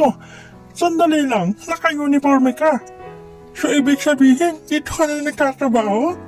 Naku naman, what a small world. Dito pa tayo nagkita. Oo naman, nakakatuwa naman. Nakakita ako ng kakilala ko sa lugar na ito. Siya nga pala, mag-iisang buwan na kasi ako rito eh. Bakit para atang hindi kita napansin itong mga nakarang araw? Mag-iisang buwan ka na pala rito. Ayun na nga. Kasi ako, nag-rest ko doon sa kabilang branch. Nangailangan kasi naman power eh. Kaya medyo kakabalik ko lang galing doon sa kabila. Nga pala, meron pa tayong isang kababata na narito ngayon. Alam na ba ni Fernandez na nandito ka? Ha? Fernandez ka mo? Kilala mo si Sir Fernandez? Ha? Hindi mo ba alam? Ano ka ba? Isa kaya sa mga kapitbahay natin doon dati sa sa Sambales. Si Fernandez, isa sa mga kalaro natin noon. At saka, hindi ko ba nabanggit sa'yo dati na siya yung kababata kong best friend dati. Naku kung nababuhay pa si Aling Lilia ngayon, baka multuhin ka ron kasi hindi mo kilala yung anak niya, ha? Joke lang. Nakalimutan mo na ba? Na parati ka kaya ikaw naglalaro doon sa bahay nila? Yun lang kaya yung bahay nila, yung sa katabi ng bahay ninyo? Bunga ng revelasyon na napag-alaman ni Patricia sa mga oras na yun ay parang biglang pinagtakluban ng buong kaba at lamig ang kanyang buong pagkatao. Doon niya lang nalaman na bahagi pala ng kanyang nakaraan si Mr. Fernandez na umpisa pa lang nung nagkakilala sila ay hindi niya nalaman. Sa mga sandaling iyon, ay bigla niyang naalala ang misa na napagbiruan ni Halina, ang tungkol sa destiny. Dahil doon, naniniwala na siya tungkol sa destiny. Dahil talaga namang pinagtagpo sila ni Mr. Fernandez ay linasang pagkakataon. Na noon pala ay matagal nang may koneksyon ang kanilang mga buhay sa kanilang mga nakaraan. Pagkalipas ng mga sandali, Mukhang magandang ikwento kay best friend kay Mr. Fernandez. Halika, sumama ka sa akin. Ipapakilala kita sa kanya para maalala mo kung sino siya. ha? Papakilala? Naku, sandali lang. Kaya nga pala, para sa iyong kaalaman, hindi mo ba alam na siyang may-ari ng kumpanya na to? Ayun na nga nung makwento ko lang sa'yo ha, nung galing siya sa Amerika, mga ilang taon na nakakaraan nun eh. Bigla kasi siyang tumalo sa Zambales. Pagkatapos, doon kami muling nagkita. Noong time na yon, medyo wala pa akong trabaho eh. Saka niya ako inalok na magtrabaho sa kumpanya niya. Kaya ito, ngayon, nandito ako ngayon sa kumpanya nagtatrabaho. Yun ang naging kwento ko kung paano ko nakapunta rito. Ganun ba? Okay, sige. Pero, sandali lang. Okay lang ba na makahiling sa'yo? Okay lang ba na sa atin na munang dalawa ito? Hayaan mo, ako na lang magsasabi sa kanya tungkol sa pagkikita natin ngayon. Pagkalipas ng ilang sandali, inilihim nga muna ni Patricia ang tungkol sa kanila naging pagkakita ni Belmonte sa naturang kumpanya kay Mr. Fernandez. Hanggang sa dumating sa pagkakataon, naniyaya na lamang siya ni Mr. Fernandez na magpunta sa Zambales. May nais raw siyang ipakilala sa kanya na isa sa mga importanteng parte ng kanyang buhay. Nang sumabit na ang araw ng pagpunta nila sa Zambales, ay parang hindi mapakali si Patricia. Hindi niya maintindihan kung ano ba ang nararamdaman niya ng mga panahon na yun. Habang binabaybay nila ang biyahe papunta sa Zambales, ay rumaragasang muli ang sakit na naidulot ng nakaraan niya sa kanyang buhay. Hindi na lamang nito pinapahalata ang sakit na kanyang nararamdaman sa mga oras na yon. Dahil para kay Patricia, ang pinaka-importante sa kanya ay ang kasiyahan na maidudulot ng kanyang pagsama kay Mr. Fernandez. Pilit pa rin niyang pinapakita ang kanyang araw na pagiging masaya sa piling ni Mr. Fernandez habang tinutunto nila ang papuntang sementeryo. Pagkalipas ang sandali, dinala na nga ni Mr. Fernandez si Patricia sa putod ng kanyang yumaong ina. Sa kanya ito'y pinakilala bilang kanyang tunay na minamahal. Na mga oras na yon, napansin na lamang ni Mr. Fernandez na napaluhan ng todo si Patricia. Hindi na iwasan ni Patricia na umiyak ng todo sa harapan ng puntod ng ina nito. Ang tangi na lang nasa isip nito ay sobra siyang maligaya dahil sa mga alaala na naiwan nito nung nabubuhay pa siya, kung gaano ito naging mabuti sa kanyang pamilya noong mga panahon na nangangailangan siya ng tulong, lalo na nung siya ang madalas ang lapitan nito nung kailangan nito magtrabaho sa palengke para tingnan ang kanyang pamilya habang wala siya. Ito ang mga panahon na may sakit ang kanyang ina at siya rin ang madalas na nagbibigay ng pagkain sa kanyang mga kapatid, yung mga panahon na kailangan nilang kumain dahil nga walang kaysa sinuman ang gustong tumulong sa kanila. Labis na nagpakita ng matinding pagkahugulgol si Patricia habang nasa tabi ito ni Mr. Fernandez. Ito'y isang iyak ng pasasalamat. Taliwasan ang isip ni Mr. Fernandez na inakala nito na kaya lamang ito umiiyak ay dahil ipinakilala na siya sa kanyang ina. Pagkalipas ng sandali, humiling naman si Patricia kay Mr. Fernandez na kung maaari raw ay manatili muna sila ng saglit pa sa lugar na yon. Dahil si Miss Patricia ay mayroon din daw ipakikilala sa kanya na pinaka-importanting parte ng kanyang buhay. Sa huli ay pumayag na lamang si Mr. Fernandez. Pagkalipas ng sandali, napansin na lamang ni Mr. Fernandez na bigla na lang umalis sa kanyang tabi si Patricia. Tatanungin niya nga sana ito kung saan ito pupunta. Subalit, habang ito'y naglalakad, ay bigla itong lumiko sa isang gilid. Napagdesisyon na lang ni Fernandez na sundan na lamang ito kung saan ito pupunta. Pagkaliko nito sa isang daan, nakita na lamang niya si Patricia na halos umiiyak ng todo sa tapat ng napakarami mga puntod na dikit-dikit at patong-patong na naroon mula sa malayo, di kalayuan sa kanyang pwesto.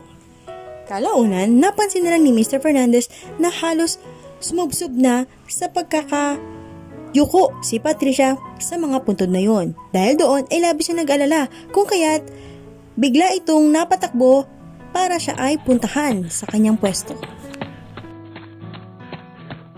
Pagkarating ni Mr. Fernandez sa pwesto ni Patricia, ay labis niya itong sinuportaan at inalo sa kanyang pag-iyak. Kalaunan, noon niya napag-alaman na lang lahat pala ng mga puntol sa kanilang harapan ay ang buong pamilya ni Patricia na yumao sa isang sunog sa lugar na yon. Kalaunan, ay nalaman na nga ni Mr. Fernandez sa buong katotohanan ukol sa kanilang tunay na ugnayan noon pa man. Dahil sa matinding revelasyon na yon, ay mas lalo lamang nito pinagbigkis ng matindi ang kanilang pagmamahalan. At mas lalo lamang nito pinagtibay ang kanilang samahan. Mas lalo lamang nila pinatunayan sa isa't isa na sila ay tinadhana noon pa man.